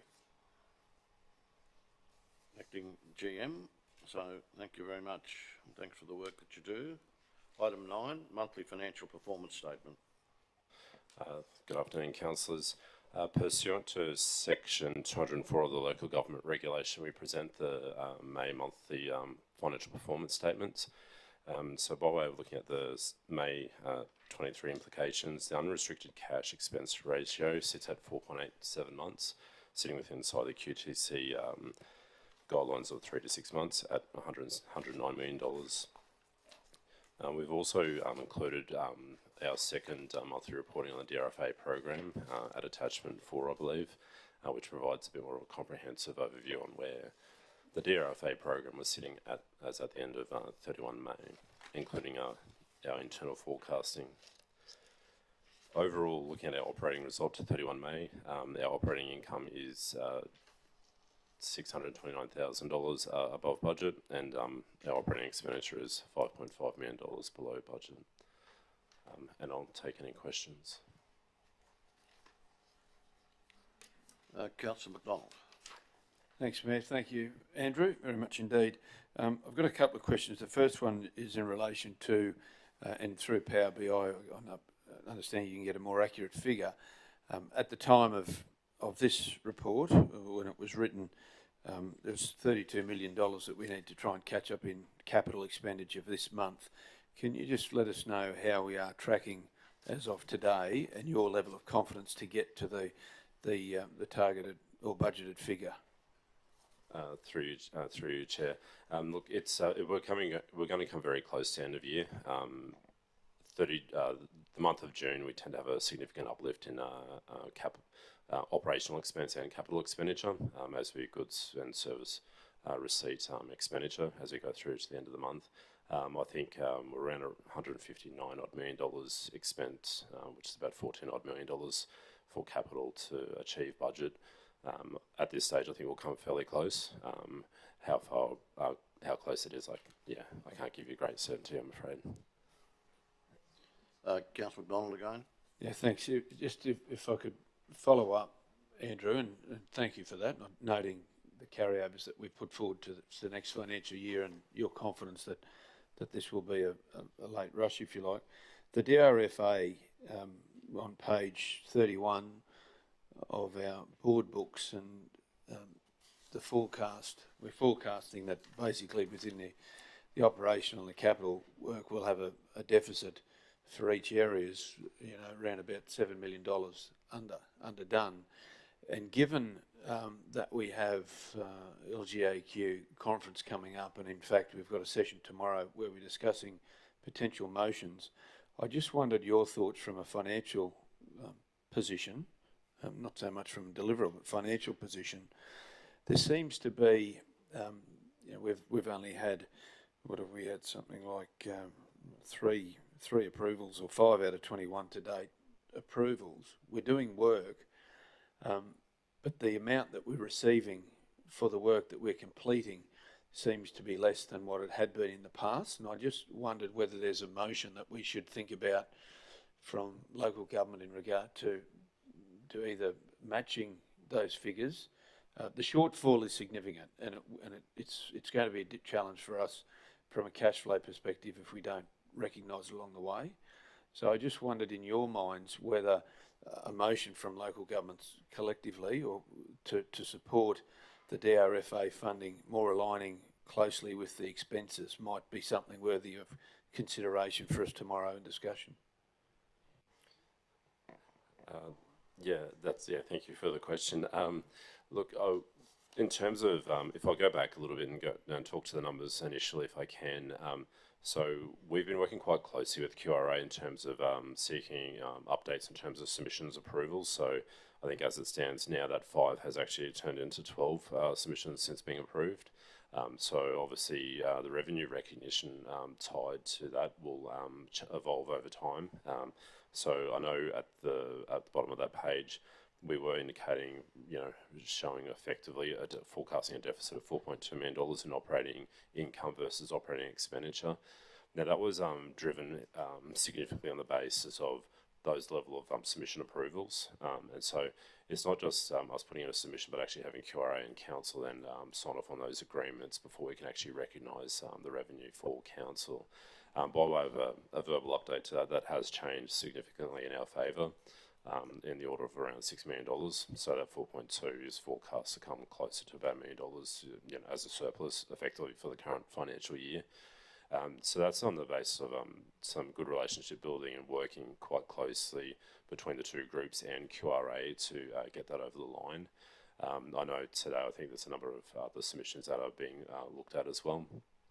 That being said, we had received, as at I think December last year, a prepayment from QRA in the order of around $21 million.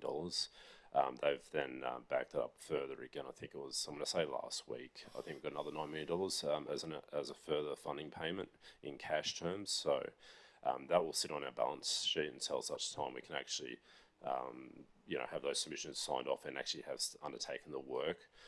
So in terms of the cash flow, the money is actually flowing for council, but it is a balancing act. So in terms of advocating, it's a case of making sure that I suppose we can progress those claims and acquittals as quickly as we can with QRA, but they've also indicated in recent times that they're not dissimilar to any other organisation in terms of resourcing constraints, and so that sort of puts a bit of pressure on both parties where we know we've got a community that we're working towards and making sure that we look at that from a financial sustainability side of things, but also to their perspective, they've got to try and deal with all of Queensland, not just Toowoomba Regional Council. So I'm not sure if I've answered your question. Yeah, no, thanks through you, man. No, that's brilliant. Thank you, Andrew. I was just concerned, but you're giving that update now of where we sit. It looks a lot better than what it potentially would have from the forecast. So I appreciate that. So you're confident and comfortable that there's no need for us to be even considering a motion that would be in any way help at this stage? I'm not. I probably can't talk to that, I'm afraid. Look, I mean, I know the relationship as it stands now, like QRA are trying to be as active with council as much as they can. I suppose championing, sustaining that and making sure that where we can, that both parties are quite aware of the circumstances in which we operate. Terrific. Thank you. Thanks, Andrew. That's it.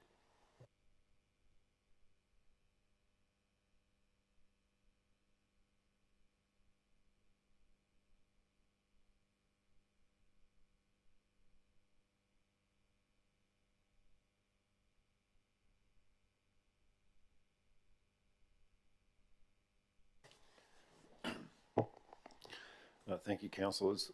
You have the report before you. There's the two attachments there, the normal ones, the Organisational Cultural Improvement Initiatives Action Plan and the Employee Relations Report. Happy to answer any questions. I've also got the Acting Executive Manager here if you need to refer to her for any other further information.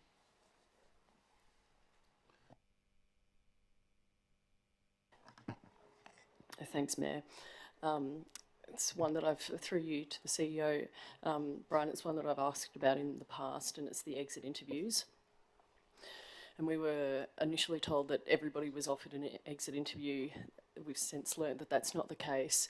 It's important so that we know what those trends, one of these is S5, talks about reporting back to council what trends can be discerned so that council can monitor them. What's happening with those exit interviews, and have there been any trends picked up in those interviews that council should be aware of? I will get Kylie to comment on that one. There has been some further work done in recent times to ensure that that process is watertight, to make sure everybody has been offered that. So that has actually happened in relation to, particularly when they provide their notice they're leaving. It's actually attached to that documentation as well, so they've got an opportunity there. But Kylie has been working with her team further in that, so I'll just get her to bring up to date as to what's happened since she's been sitting in the chair. Thank you. Thanks, Kylie. Good afternoon, councillors. In terms of exits, probably most of it has happened before I sat in the chair, so acknowledge the team who are currently working on the exit process. I can confirm that we do have an exit process in place, that we are actively promoting exit interviews to all staff that are exiting, and also looking at additional ways to communicate that. So in terms of the exact process, once someone exits, we are reaching out to managers and supervisors just to make them aware of that process and to check whether they're doing anything related in their own areas with that person and bringing that data across to PCE. But we're also contacting the staff member if we haven't had a response. So we will try and contact them a couple of times by phone. If we've still got their phone number, we will then revert to email. So we are proactively reaching out, trying to get those people who would like to. The other thing that we're looking at is historic exits, where we've received exit interviews. We're mapping that data. So we've mapped back to about 2019, and there is we are trying to build a Power BI dashboard, which will show us those trends around exit activities or reasons for exits. We're not quite there yet, but that's actively on the go. Okay, thank you for that. Through you, Chair. When the initial offer of an exit interview hasn't been taken up by somebody, and you said that PCE asks the managers what's happening, and then PCE themselves make those attempts to. So then, in that instance, my concern was, well, if there's a problem with the person's relationship with the manager, they're probably less likely to do an exit interview with that said manager. But you seem to be saying that actually there's an opportunity then for all staff to do their exit interview through PCE in that case, if those situations arise. We're reaching out to the managers and supervisors, I think, for a couple of reasons. A, to make sure that everyone's aware that that process is available and to direct them to PCE. They should be getting, when they get the notice of resignation, there is a form there that includes the survey. So the hard copy's there. We can do a face-to-face, we can do it over the phone. So that's our goal, is to try and make sure if there is, sometimes staff really trust their managers and supervisors and are comfortable talking there. We just want that data to add into the set. But we want those staff who don't feel comfortable in that situation to have that other avenue. So that's what we're trying to do. That's great, thank you. Further questions? Councillor Nancy. Thank you, Chair. So could I just do a quick follow-up on that one? So what if they work in PCE and they're leaving and they're doing an exit interview? Who do they deal with then? That's a good question. I know when it comes to complaints, we would, if there were complaints about PCE, they would be sent through to governance and legal. So again, it would depend on the person, but we would find an alternative exit interviewee if that was deemed appropriate. And I have seen examples of people, some people leaving PCE and requesting an exit interview, and we have done that with someone outside of PCE. Yeah, good. Thanks, appreciate that. So here's one, Brian, that came up in discussions the other day with some people about managing vacancies. And one train of thought was that we could actually measure our vacancies based on the positions we've advertised, which I thought was a really interesting concept, because it would give us a true feeling of the need to fill vacancy. You know, like we've got our 200, whatever the number is at the moment, but that's not our reality, is it? So I thought it was quite a good measurement to have the number of vacancies that are advertised, because that's real stuff. That's we must fill that position stuff. What do you think about that stat? We actually do have that information. We actually have monthly report to ELT that has the total number of vacancies, the total number that are being under recruitment. So we've actually got that are recruited, total numbers that are filled. We would also know from the ones that are advertised that can't be filled or take multiple advertisements to fill. So I think we could extract that information that'd be without really going interesting. to create another data set Yeah. specifically. We have got fairly detailed information in relation to the recruitment statistics that are relevant in relation to trying to secure those positions. A lot of it comes through anecdotally too about it's difficult to get engineers or planners or whatever it may be, but we do actually have that hard data to measure how many positions are under recruitment by each group and branch, and at any particular point in time in that month when we measure that, and how many. From that, you'd see how many vacancies there are, and you'd know that there was that many that weren't being advertised at that particular point in time. Okay, that'd be good.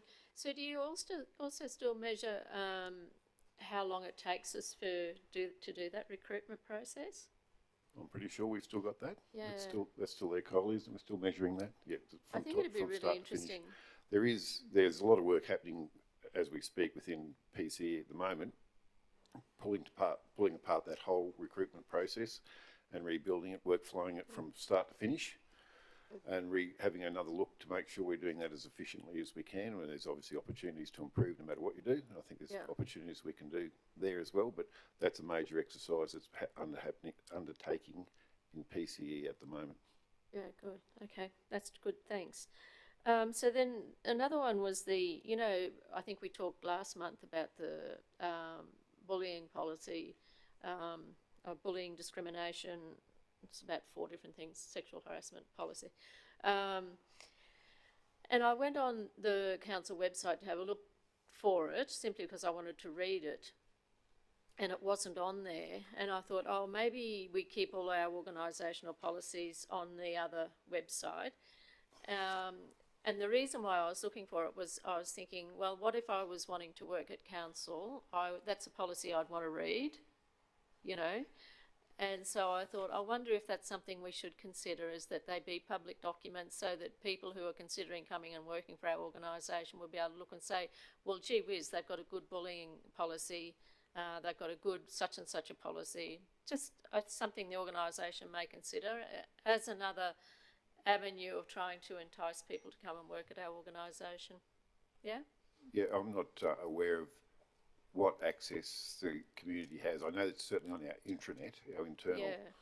All the policies are accessible through there. I'm not sure what's accessible externally.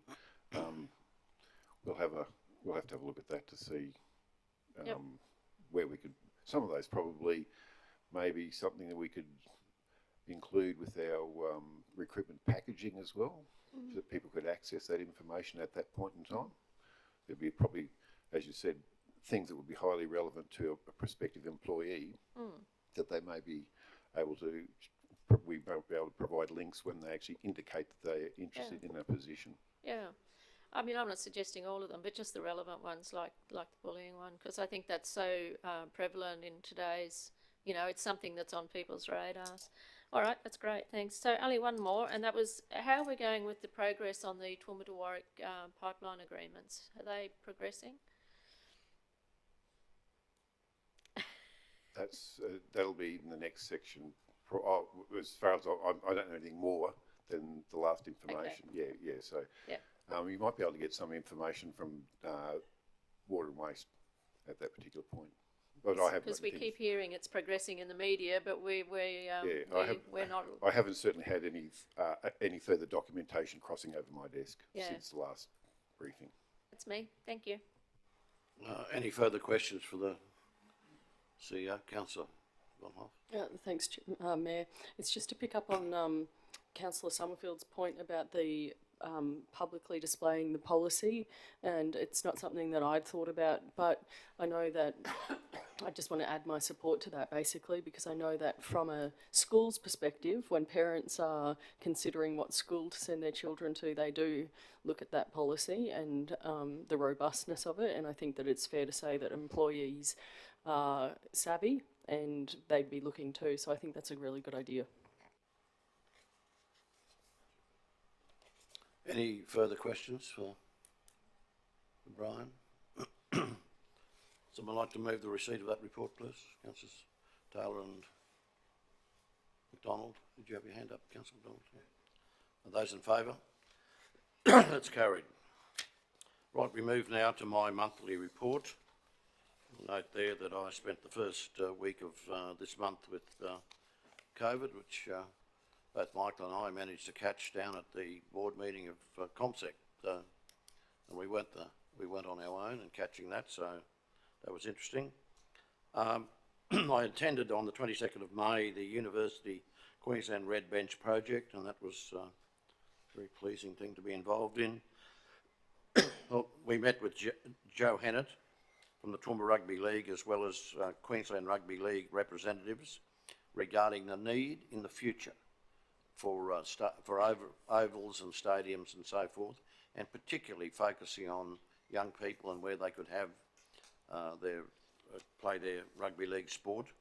And I think the thing that came out of that was that very clearly that many of the ovals will have to have multi-use in the not too distant future with different sports to make sure they make their way through.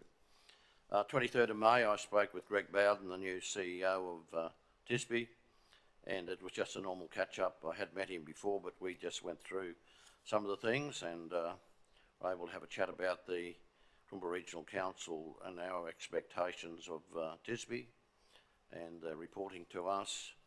The Smart Logistics Conference, which is coming up next week. The Texas Trade Mission, which I believe is about October or so. Olympics expectations and some of the future Tisby events. The Recognition of Service event on the 24th of May. I thought it was an outstanding event. There seemed to be a lot of joy and happiness, broadly speaking, at that particular event, and a lot of very happy people with it. We had the Merrill Prayer Breakfast and a Fatality-Free Friday. 29th of May, I attended a legacy lunch for veteran supporters from Ipswich and Toowoomba region to acknowledge the legacy and its efforts. And I also had the regular catch-up with the member for Condivine, Pat Weir. 31st of May, Colleen Sheldon, visiting from Wanganui, the agribusiness sector there, and that was, her and her husband were here, and that was a great meeting. Attended the Tisby launch of Reconciliation Artwork Unveiling event. The Minister's Morning Tea, for those of you who attended that, I thought that was an outstanding performance, and it was given 50-odd people in the room. I thought it was well worth having. Following that event, I met with Heather Parry, who's a senior engineer with ARTC, but she's a noted endurance rider, and she's someone who I believe has the potential to help us get our Centre of Excellence, as well as the Centre of Excellence at the showgrounds. We took them to see the efforts that Mike Williams has made out on his property, or his father's, where his father had the polo field, and I think she was pretty taken up with all of that. And the effort that Mike's put in there is absolutely enormous, and they're getting up to 200 people turning up at events on a regular basis. I met with Graham Frayne, the CEO of Brisbane Olympics Coordination Office, together with Michael Murray, Director of the Brisbane Coordination Office, Aaron Broughton, the Executive Director of Olympics and Paralympics Planning, and we visited the Berghofer Stadium, where they have major interest in expansion, and of course there are some issues that were made very clear to them. There would be some, it wouldn't be all plain sailing, because you have the oldest tennis club in Queensland and the second oldest bowls club. We made sure that they're aware of that. They've been told that from no uncertain way that they must deal with that. Attended a luncheon at the Crow's Nest RSL to commemorate the collision, or to remember the collision between the USS Frank E. Evans and the carrier our carrier, HMAS Melbourne, where there were a tremendous number of people who were killed in that particular event, and it was a very touching event from my perspective and everybody who attended. there was a sailor from the HMAS Melbourne who was part of the rescue effort, was part of it. Kerry Saul's farewell, I think, was outstanding, and it was a reward for the work that Kerry and his wife and those around him have done. Queensland Day, of course, I was involved. Met with the United Kingdom Consul General, Richard Cohen. He is very keen to build a strong relationship with trade now in this area, given the freedom there is in trade. Also met with Andrew Bullen, Manager of Precinct Urban, together with Ben Elias, Mark Sanford, regarding the proposed development at Charlton. I don't know if you're aware of the proposed development at Charlton, but it's out there. There'll be a shopping centre and there'll be a number of facilities built there, including a multi-storey hotel at Charlton. So that's obviously, and I'm been trying to speak to Ben Elias today to see if they can get us, you know, the formal announcement of that from their point of view, but it's certainly out there and they definitely intend to do it. We had the Darling Downs and South West Council of Mayors held on the 8th and 9th of June. That was a particularly successful event, and I think that we've, particularly some of the more Western Shires, are gaining a lot out of it. We spoke about common problems, including housing, including youth crime. Had a great presentation from the police from out there. Thought it was good. On Saturday the 10th of June, Michael Duff and I met with Amy Crawford, an advisor from Minister McBain's office regarding dam spillway upgrades and the Minister's future visit to Toowoomba for the sustainable economic growth for the regional conference that's held here.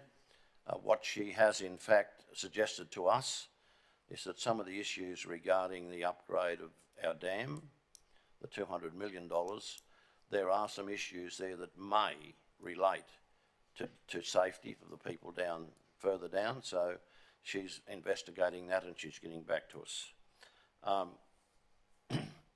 12th of June, I met with Martin Albright, who has a proposal that doesn't involve us, but it involves getting the a rail line from Ebenezer to the Port of Brisbane, principally underground. Jake Elwood was in town, and I know he met with Brian and Mike and others, and we certainly were talking to him about flood-prone areas, and I've often been trying to bring up the idea of bringing Oakey onto the agenda in terms of places where houses ought to be bought back, because some of the recent floods where there's been houses impacted, the government is acting to buy some of them back. So my view would be, why is Oakey left off, given that there are over 100 houses impacted? And he was very, very receptive in terms of that, but I don't know what can be done. Now, on that same day, on the 14th of June, we welcomed the participants of the Centenary Legacy Torch Relay. We hosted them for lunch. I had the opportunity to thank them on behalf of a number of my friends for the work that they'd done in Legacy and people who were given an opportunity. Met with Councillor McDonald on that particular day regarding the CEO's appraisal. 16th of June, we toured Morton Co and Grassdale Feedlot and viewed their waste reduction innovations. I think it's well worth seeing what they're doing out at Morton Co in terms of fertiliser. It really is innovative, and it's going well beyond where I've seen before at any feedlot, and they're very innovative out there. They've got 80,000 head of cattle, 100,000 tonne of cow waste per year, and they're doing something with it which is going to be valuable. Next day I attended the Yarraman Show and Shine. It was good to see Yarraman bring an event like that to town. I was on leave from the 18th to the 25th, and then of course yesterday, as you well know, we hosted the 10th anniversary celebrations of Toowoomba becoming a refugee welcome zone. Are there any questions? Councillor Carroll. Thank you, Mr Mayor. Not questions, but you forgot the Philippine Independence Day flag raising, which was on the same day as Yarraman. Yeah, well, I did too, because that invitation got to me about a half an hour before the event, and I never had time to come back to my office before I went away. Anyhow, yes. So my apologies, Councillor Carroll, but that was well worthwhile. There were people from quite a big distance across the region. Any questions? Not someone like Councillor Sumfield, question? Thank you. Mayor, you mentioned the meeting you had with Martin Albrecht, but you said that that was around further to the east, that it wasn't about our local rail. But you were away at the last meeting, and so on the 19th of April, you met with ARTC for what you called a regular update. Do you have councillors present with that meeting as well, like your portfolio councillors? Did I? Or any No. councillors present, or? By and large, do what they want me to do. I ask them, do they want anyone else there, and they generally say no. Okay, so I guess the reason I'm asking is I'm wondering when you have meetings like that, and I consider them, you know, important meetings, the flow of information, you know, from that, where information that you get as part of the update, does that get distributed anywhere? Do you have anyone there that can? Well, quite frankly, Michael comes with me to those meetings, but there's not much coming out of that particular field at the moment. If you're talking about ARTC at all, there's a fair bit of confusion there, and there's a fair bit of, you know, it's not going to happen, it may not happen. They are coming to town in the not too distant future. If anyone wanted to be part of that, they haven't given an exact time or well, they've given a date, but they haven't given an exact time. If anyone really wanted to be part of that, they're visiting mayors as they go from Victoria right through to here, and I think probably we'll get a bit more information possibly at the Tisbury Logistics Conference that's coming up next week. Okay, no, I'm just thinking about flow of information, that's all, and you know, you've just met with Minister Butcher, and I just, so we weren't, the Water and Waste Portfolio Councillors weren't invited, and that's fine, but I just wonder about the flow of information from that meeting as Minister well. Butcher was here for a press conference elsewhere. He wasn't happy with that press conference. He made that very clear to me. There's been you know, particularly in respect to the Warwick pipeline. He and I have I guess we do have a bit of a friendship from way back. I've had a bit of time I've spent with him in regard to the horse race in Toowoomba, where he had a horse that came 7th. He's sure it was going to come first, but it came 7th. That kind of thing. And I actually get on well with Minister Butcher. But what we did find out today is that one of the ladies he brought with him may well be able to be useful when it comes to preparing applications for funding for the dam spillway upgrade. And I asked him to come to lunch today. I asked him to do a number of things, include people. He made it very clear that he was here briefly, wanted to talk to me, and that's the sort of stuff. But Michael Duff has all the details. If you want all the notes, we can certainly let you know that. Yeah, it's just, I'm not pointing at you, I'm just trying to work out how we get that flow of information to everybody, that's all. Yep. You hold important meetings with many people, Yep. But it's about getting that flow of information, because you always learn something from those meetings, no Yep. matter how big or small. It could be something major, but some big or small, you learn something. And I just wonder, is there a process, or should there be looked at a process for ensuring there's a flow of information and that it's just not locked into one area and not shared? There would be some matters in regard to the Inland Rail from ARTC that they don't want to discuss publicly. And there would be some matters today with Minister Butcher that he didn't want to discuss publicly. But, you know, as far as I'm concerned, Michael's notes are available to anybody. Councillor Rebecca. Yeah, thanks, Mayor. I just want to pick up on something you just said then. And did you, with regard to your meeting with Minister Butcher, the Water Minister, did you ask if Councillor Summerfield and I, as portfolio chair and lead in the portfolio, would Yes. attend? And he said he did not want to do that. I just asked him, did he want anyone else? And his staff made it very clear he wanted to meet with me. Thank you. And I have no say in that. Simply, I think that the work that I've done with Minister Butcher has benefited this community quite a bit, I think. Any other matters anyone wants to discuss? If not, would someone move the receipt of that? Sorry? Yep.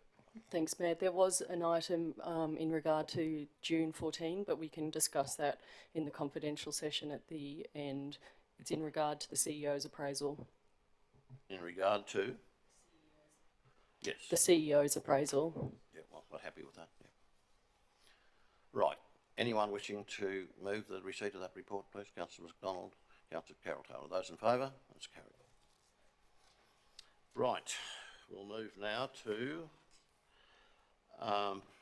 officers' report is all I've got on the list here. Item 12.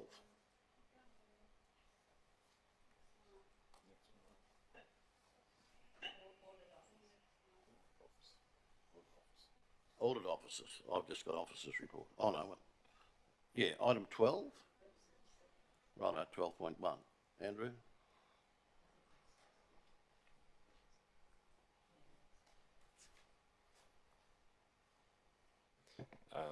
I'll take the report as read and hand over to any questions. Councillor Melissa? Thank you, Chair. Thank you for the report, Andrew. I don't know if this is, I should ask this question here or ask in the Finance and Business Strategy Group report, but it is a question that I sent through on notice. So do you want it here and you know about it? So will I ask it here or would you rather it in the group report? Because it is a risk. I'll probably just hand it back to the group report if I may, just because I do have a briefing with, just not with me physically here, sorry. No, all good. Thank you. Any further questions? Councillor McDonald. Really just a comment, if I could, just from our own audit committee, there has been a concerted effort in regard to bringing into line, if you like, the significant deficiencies over time. Over this last little while, our last audit committee, it was determined that to give authority to JP working with the CEO, if there's things that have gone outside that length of time, to get some clarity around a process to ensure that there's approval of extending that time, and that'll come through naturally through when the audit committee comes as minutes to the report as one of the recommendations. I just wondered, given the presence of the CEO there and yourself, if that's already been taken up as something to do. Through Mayor, there's two aspects to that. So from an audit committee standpoint of view, there's the first one is that you make mention of is internal audit. So as part of being a participant as part of the internal audit process, not just similar to QAO, where they'll have a list of reviews that they undertake on an annual basis, and as those reviews are undertaken, there'll be some action items for the officers, and there's a review process on top of that to follow up with those officers to bring those back and sense check the reasonableness in terms of actioning those items. I understand that JP and the team, and it might be a query more for Bailey, but any items above 2 years are obviously getting looked at quite diligently, and so the managers have to respond to those. From a Queensland office standpoint of view, you'll see in the papers where the QAO, if they've identified something, say 2-3 years ago, where council has undertaken some activity but they haven't necessarily closed out those audit items or deficiencies, they'll actually label them as being re-raised, and I think they're actually highlighted in red on the later pages. But as part of that process, QAO do talk to the responsible area. So myself, as the substantive manager of financial services, if it's within my area, I have to provide a reasonable response as to why hasn't that been addressed and what is the proposed action date to close those out. Thanks, Andrew. Appreciate that. Any further questions? Would someone then like to move the receipt of that, Councillor Shine and McDonald? Those in favour? That's carried. Okay, we move then to item 14, matters for which notice has been given. Councillor Summerfield, you have a motion you wish to bring forward? Yes, Mayor, I do, thank you. So my first motion will be that council consider dealing with the bold resolution I'd circulated due to the limited time in planning the next edition and non-observance of the guidelines. Okay, I'd like to move that. is there a seconder?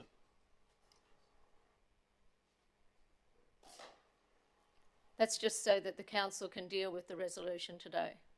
Exactly. You've moved that this be brought forward, and I've asked for a seconder. Yeah. Is there a seconder? Councillor Von Hoff has seconded that.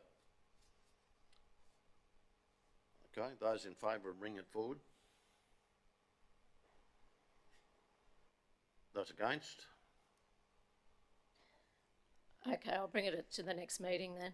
No worries. Thanks. Okay, we'll move then to item 15, which is closing the meeting to the public. Would someone like to move accordingly, please? Councillor McDonald, Councillor O'Shea.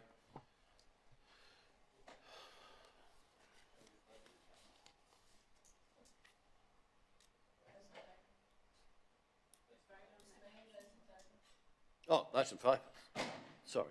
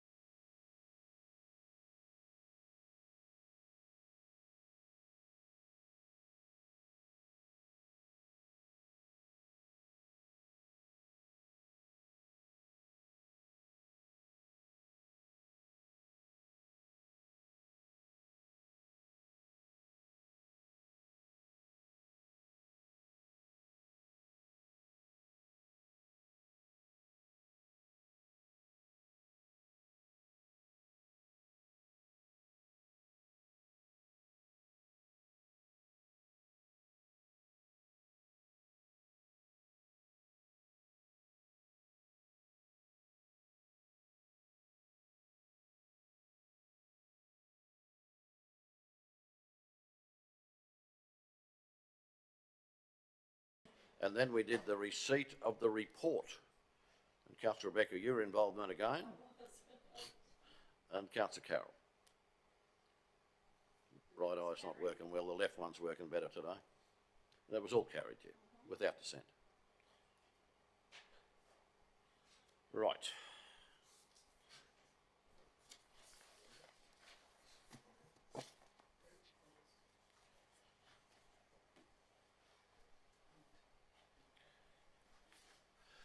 Right, with the GM from Planning and Development. All good. She's asleep, is she?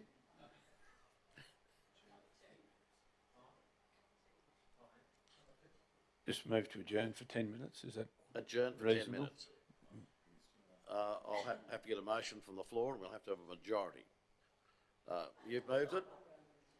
Councillor Shine has seconded that. Do you want to debate that, anybody?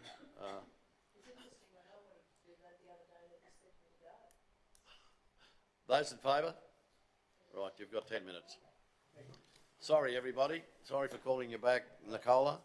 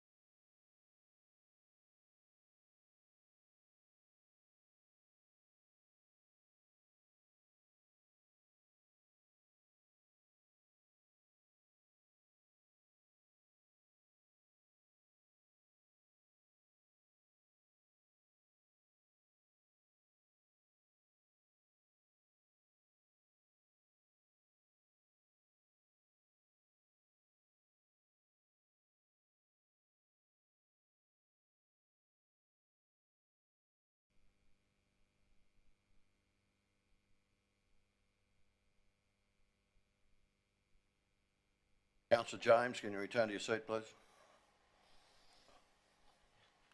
Well, we will reopen the meeting at item 17, and item 17.1 is the Planning and Development Report, and I'll hand over to Nicola. Thank you very much, Chair, and thank you for the opportunity to present our group report, and I'll take the report as read and open up to any questions that you may have.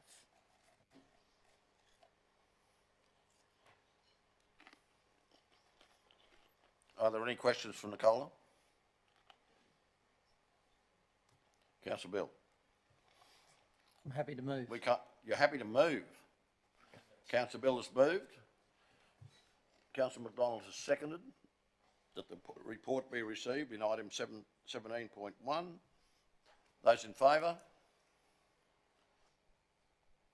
Carried without dissent.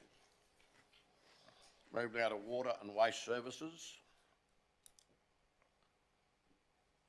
Damien and Jake.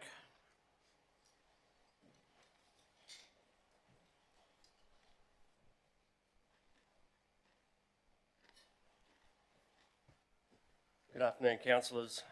Good afternoon, Mr Mayor. I'll take the report as read and go straight to questions, please. Are any questions for the GM?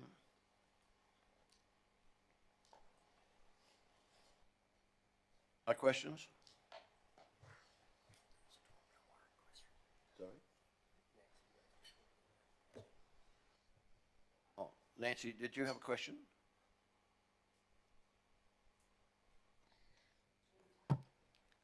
You do it. I believe the question earlier was in regard to Toowoomba to Warwick pipeline and what information we've learnt today or what the latest is. Councillors, we are in open session, but I'll ask Jake to share what we can. Thank you, councillors, if I may, Mr Mayor. I guess to date we've been working closely with our colleagues at Southern Downs Regional Council as well as SEQ Water in the department in preparation for bringing agreements and pulling agreements together as well as working on interim designs. There's been some consultation with our roads area in around the alignment and getting the alignment to a state where we are able to present something to this chamber about where we're at and essentially working collaboratively with all of the parties to work through some of the detail around moving this project forward. So that's where we're up to date as far as the project is concerned.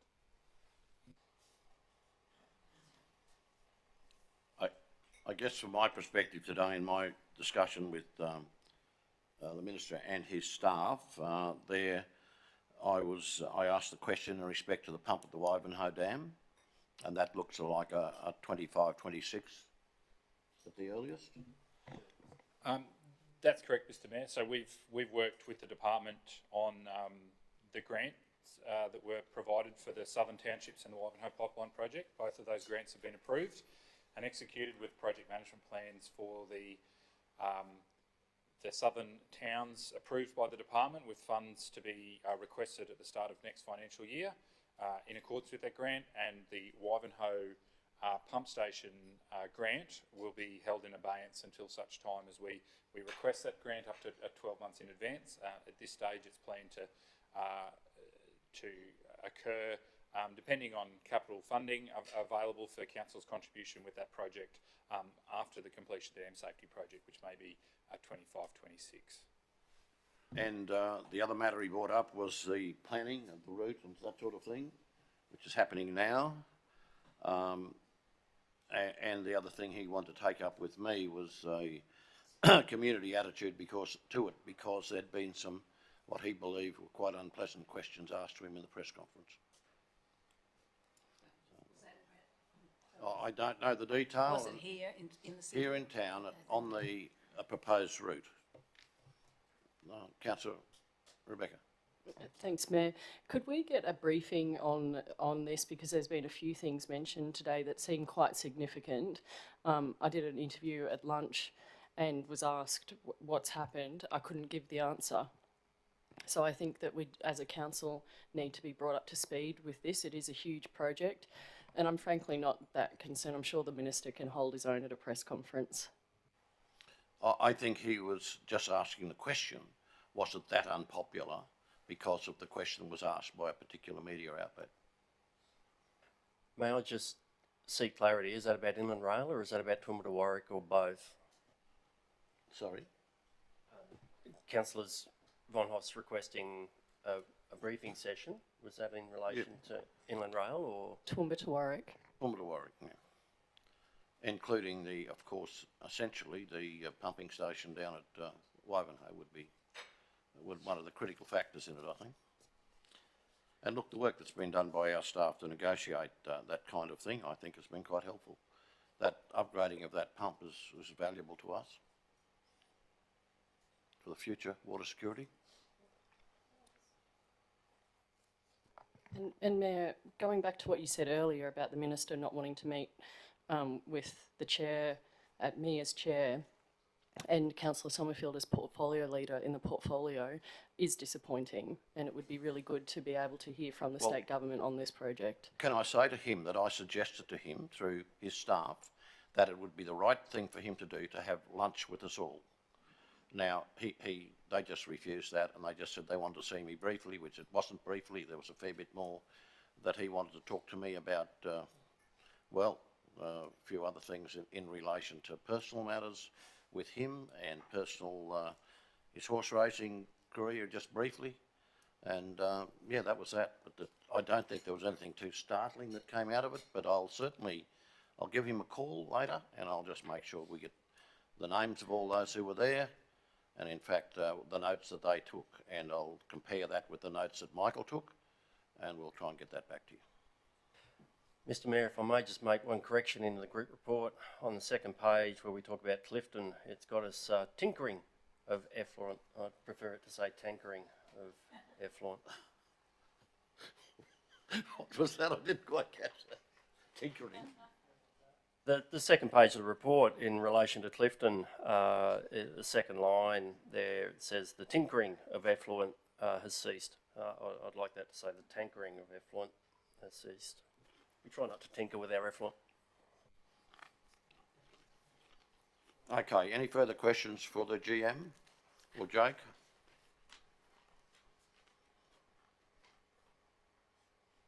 Okay, would someone like to move the receipt of that report? Councillor Rebecca and Councillor Tim, those in favour? It's carried. You'd move then to infrastructure services, Mike?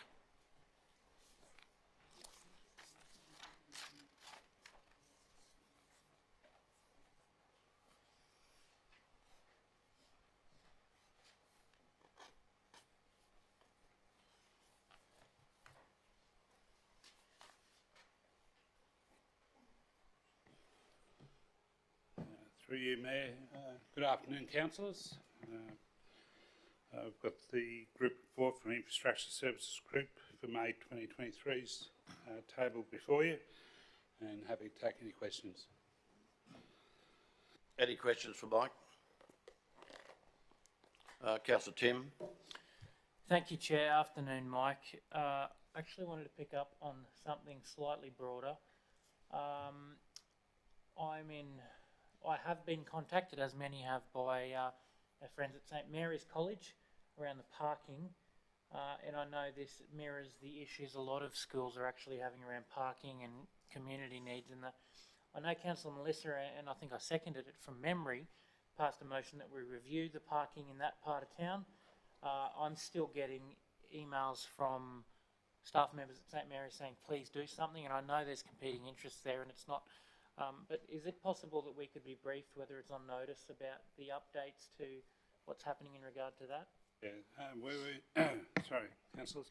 We were in contact with the school late last week through my EA to theirs in just finding a date and time for a meeting with Councillor Carroll and Councillor Melissa and myself and Rob Betts. So that'll be happening shortly. So that date and time will be sorted shortly. They were meant to be back yesterday, so they haven't come back to us. So I'll follow that up again, that date and time. Thanks for that. I look forward to being Thank filled in on an appropriate time. Thank you, Mike. Any more questions for the GM? Councillor Shine?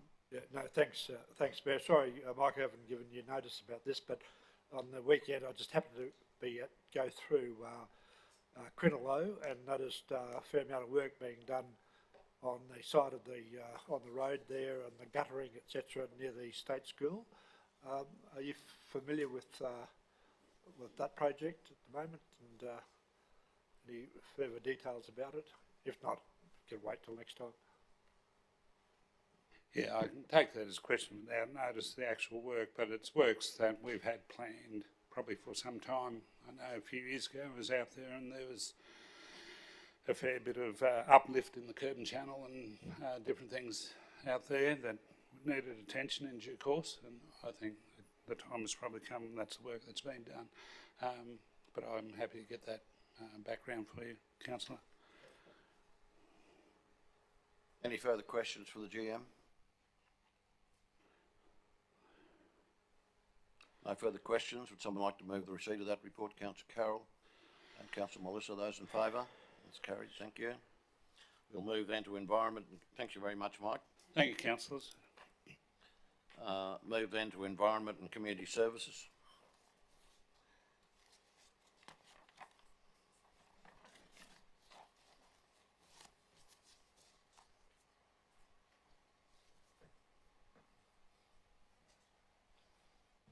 Good afternoon, Mayor. Good afternoon, councillors. Councillors, I hope you've had an opportunity to read the contents of the Group Monthly Report for Environment Community Services.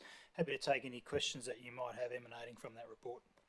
Any questions for the GM? Councillor Rebecca? Thanks, Chair. Thank you, Nick. Page 101 of board books, which is the second page of your report, under conservation and pest management. I've got two questions, if I might, Chair, and they're both in that section. The first is about fire ants, and I'm after, I guess, some clarity. So my understanding from some reading over the weekend was that this is an issue that comes under federal government and state government jurisdiction, and there is a meeting happening, I believe, this week by security officials and agricultural ministers and such. And there has been a lot of criticism about the federal response to fire ant outbreaks, because I guess from my understanding there's sort of a tipping point, I suppose, with any containment measures that we're trying to understand. And I think that there was a comment from Mayor Tom Tate at the Gold Coast, and it was something to the effect of, you know, just if the will or the ability or whatever it is isn't there at a state or federal government level to do the fire ant eradication, give it to the local government and we'll do it because we are, you know, closest to the environment. Now, I read that and all of the normal questions popped into my head. So do we feel like we are getting adequate funding, or do we have what we need to respond to the fire ant outbreak that we've had here in Toowoomba region? Thanks, Councillor Bonhoff. Through you, Chair. This report was written prior to the discovery of the fire ant outbreak, so this was just general commentary around inquiry that we'd received, I think, at the Crow's Nest show that we'd attended. The recent outbreak was only a matter of 2 weeks ago, I think. And we've not had any outbreaks in our regional council area prior to this one. Yep. And the state government is responsible for the response to that. So our only involvement has been those notifications to us, to the local government, and we've assisted with some of the comms as we can. And we've taken on board the opportunity to ensure that our staff who might be on the ground in that area might come across further nests to ensure that they've have or will undertake some training to help in the identification. So in terms of support provided to us, this is the first time we've experienced it, so I can't make any complaint or otherwise about support in the past. It's not something that we've needed to action. And at this point in time, there's not a great obligation on us either, other than to provide a bit of coordination support. Okay. I guess the other thing, as you mentioned it actually, was the hospitalisation rates from fire ant exposure. So I guess if our people are doing that work, that's a consideration for us as council as well, their safety. I guess just to clarify, in case I've misled anybody, our staff aren't responsible for any of the work with the fire ants. So Biosecurity Queensland, through their fire ant response agency, is responsible for that.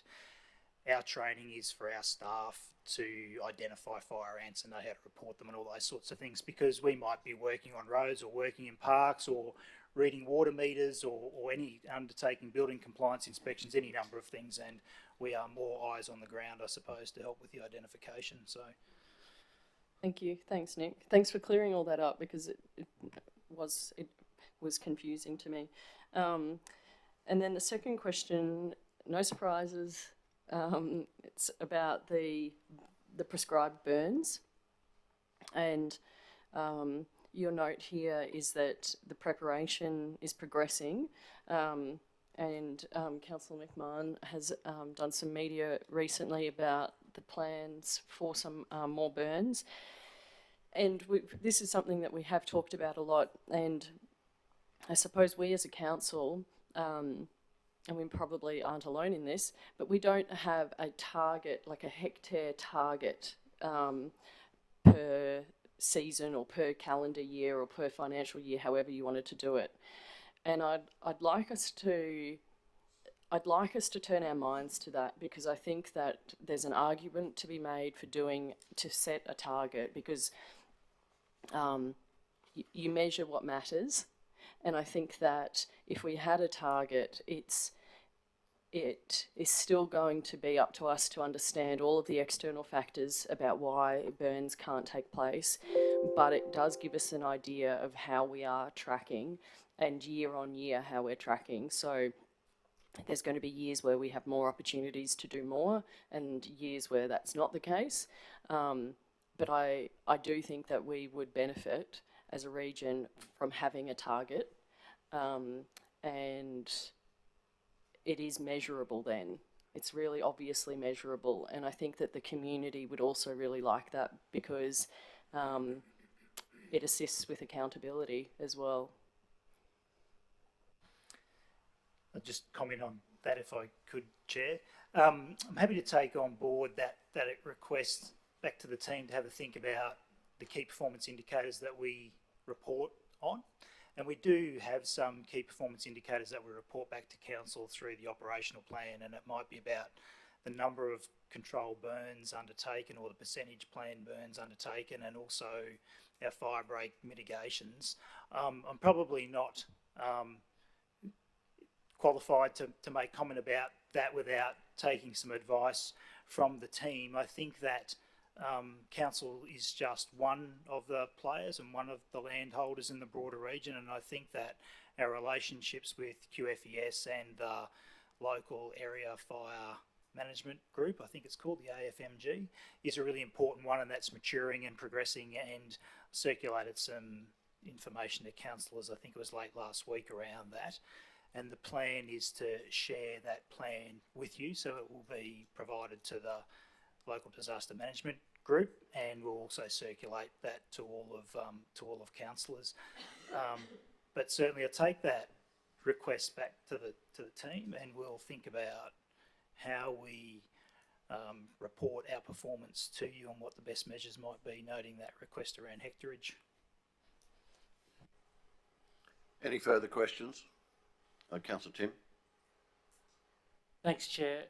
Can I thank Councillor Vonhoff for bringing up the fire ants issue. It is our first one in Toowoomba region. It was one nest in Clinton, but it had already spread to a second. I believe both have been successfully eliminated. Prior to that, we did have outbreaks in the Lockyer Valley, but it's the car wheels that are bringing them up, and the cars that are in agricultural equipment that's probably transferring. So at present, we're fire ant free again, that we know of, but they are always a constant threat. My question, Nick, and first, can I congratulate you on, there's so many diverse parts to this portfolio that all seem to be working well, and that's a credit to you and your staff. My question is a little bit broader. Within the last week, I have had significant reports to me of camping in some of our parks, and this may be because people have simply nowhere else to go. If I could highlight 3 that have been reported within the last day or two. Clearly Park just over here is quite well known. There's tents in that. I have had reports of people being dropped off in boats on our dams and then driving it around the corner for when the gates are closed at night and staying on old boats in our dams for a week or so. I have had, Highfield Sports Park people camping in there. So I just wanted to ask regarding, we have officers who do check these areas, but there needs to be obviously some level of grace if you've got nowhere else to go. So could you highlight for me, and it may be something on notice, but I'd love to hear more about it, what our officers do in that situation? Do they move people on and ask them to take down the tents, or is that something that we can work with those who don't have anywhere else to go on? Thanks, Councillor Tim. It's a really delicate situation, isn't it, for those less fortunate in our society that find themselves in those circumstances. And we try to take a very compassionate approach to situations like that, and there's always approaches made and conversations had and encourage people to, and trying to link people with support services, I think, is the most important thing for us to do. If we take a heavy-handed approach and we're moving people on, we're probably only moving the problem to somewhere else, and we've actually seen that happen, where you immediately see occurrences of homeless and overnight camping in other areas when we respond somewhere else. So I think our first priority is to try and link them with support services and do our best there. We certainly do have powers under our local law and in consultation with the police if we do need to ask people to move on if issues are arising as a result of that, but it's a very delicate one for us to balance and manage. So do we have a policy on it? No, we don't have a written policy on that. We've certainly got custom and practice and plenty of history and experience in dealing with that, and I do think the team does a pretty good job in that space, trying to deal with all of our community's interests, showing compassion for those people and also protecting the amenity and safety of others. Thanks. Any other questions? Getting back onto the fire ants, I received a call at 4:15 on the Friday that they were found from Graham Dudgeon, who was apparently heads this. He came to the local disaster management group meeting and gave us a long presentation there. As you said, Tim, there was a second ants nest in that area. I think they're probably fairly confident that they got it right. But I think that initial ants nest may have been, the people who own the property asked for some testing equipment to test the ants quite a time before it was identified. There was a hold up in the system, and they apologised. The second fellow that saw me, and I've forgotten his name, I've just been trying to look it up. But they certainly apologised for the problem they've had, but they are absolutely confident that there were 2 nests. They were definitely fire ants, which they hadn't been identified as earlier, and it's, as far as they're concerned, the matter's under control. What they're doing is to try to find out just where that came from. It may have come from mulch or something like that, from a nursery, is what they'd told me, but by the time, I was going away, and by the time I got that information, it was all out there, the whole information, except the bit about, they're very apologetic about the time lag, but thankfully it's worked out okay in terms of finding the 2 nests, and they've covered a very big area, and I think they also took up a matter of some of their people entering the yards, someone's yards out there, and there might have been some inappropriate words spoken, I think. But, that's for them to sort out, not for us. Okay, anything else for Nick? Yes, you're happy to move it, Tim? Second, James, second by Tim. Just a bit ahead of myself. Those in favour? That's carried. Right, we'll move then to the final matter to be dealt with. That's finance and business strategy. What a big day, Andrew.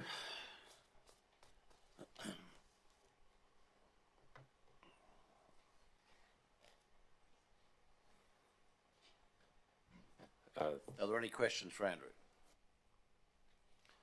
Melissa? Thank you, Chair.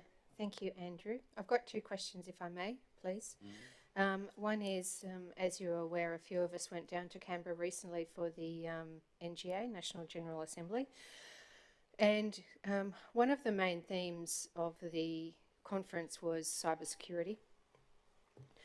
And it's not just a it word at the moment, it's really scary, some of the figures and stats that were brought out. But one of the comments that was made, which is something that I actually hadn't thought of, not that I say I'm an expert in the field, but they were talking about the amount of information that an organisation stores, and that could actually be detrimental and make it easier for hackers or cyber theft in an organisation. And one example was the medical information that we, by law, had to garner through COVID.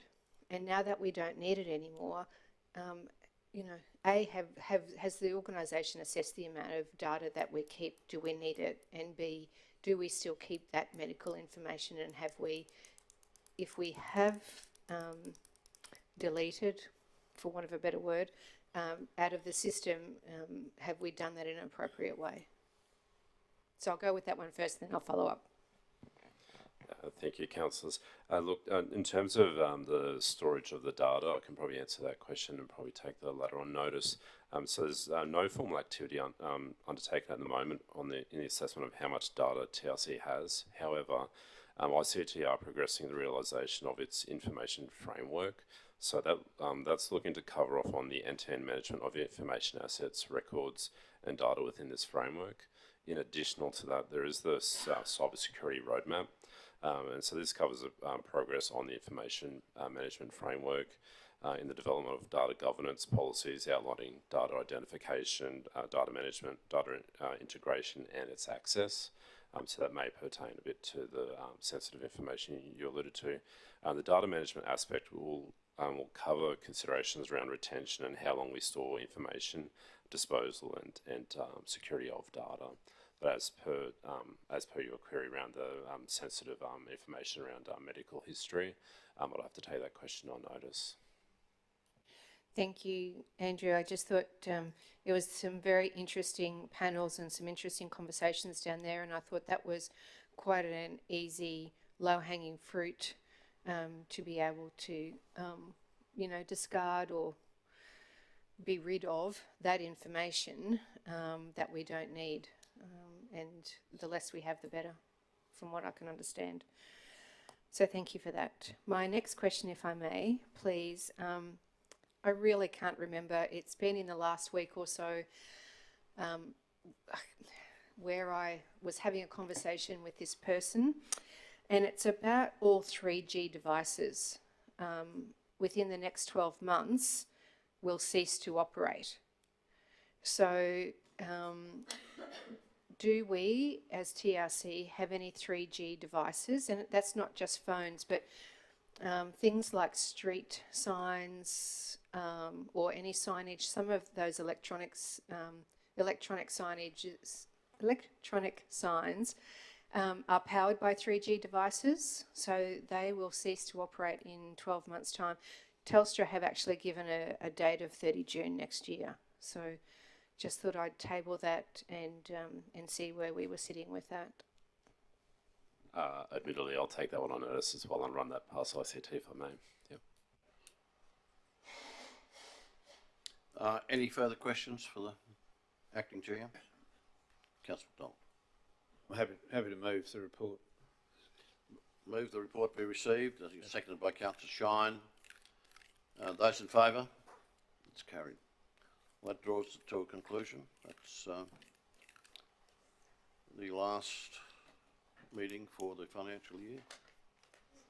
Thank you very much for your attendance, and we'll meet again soon.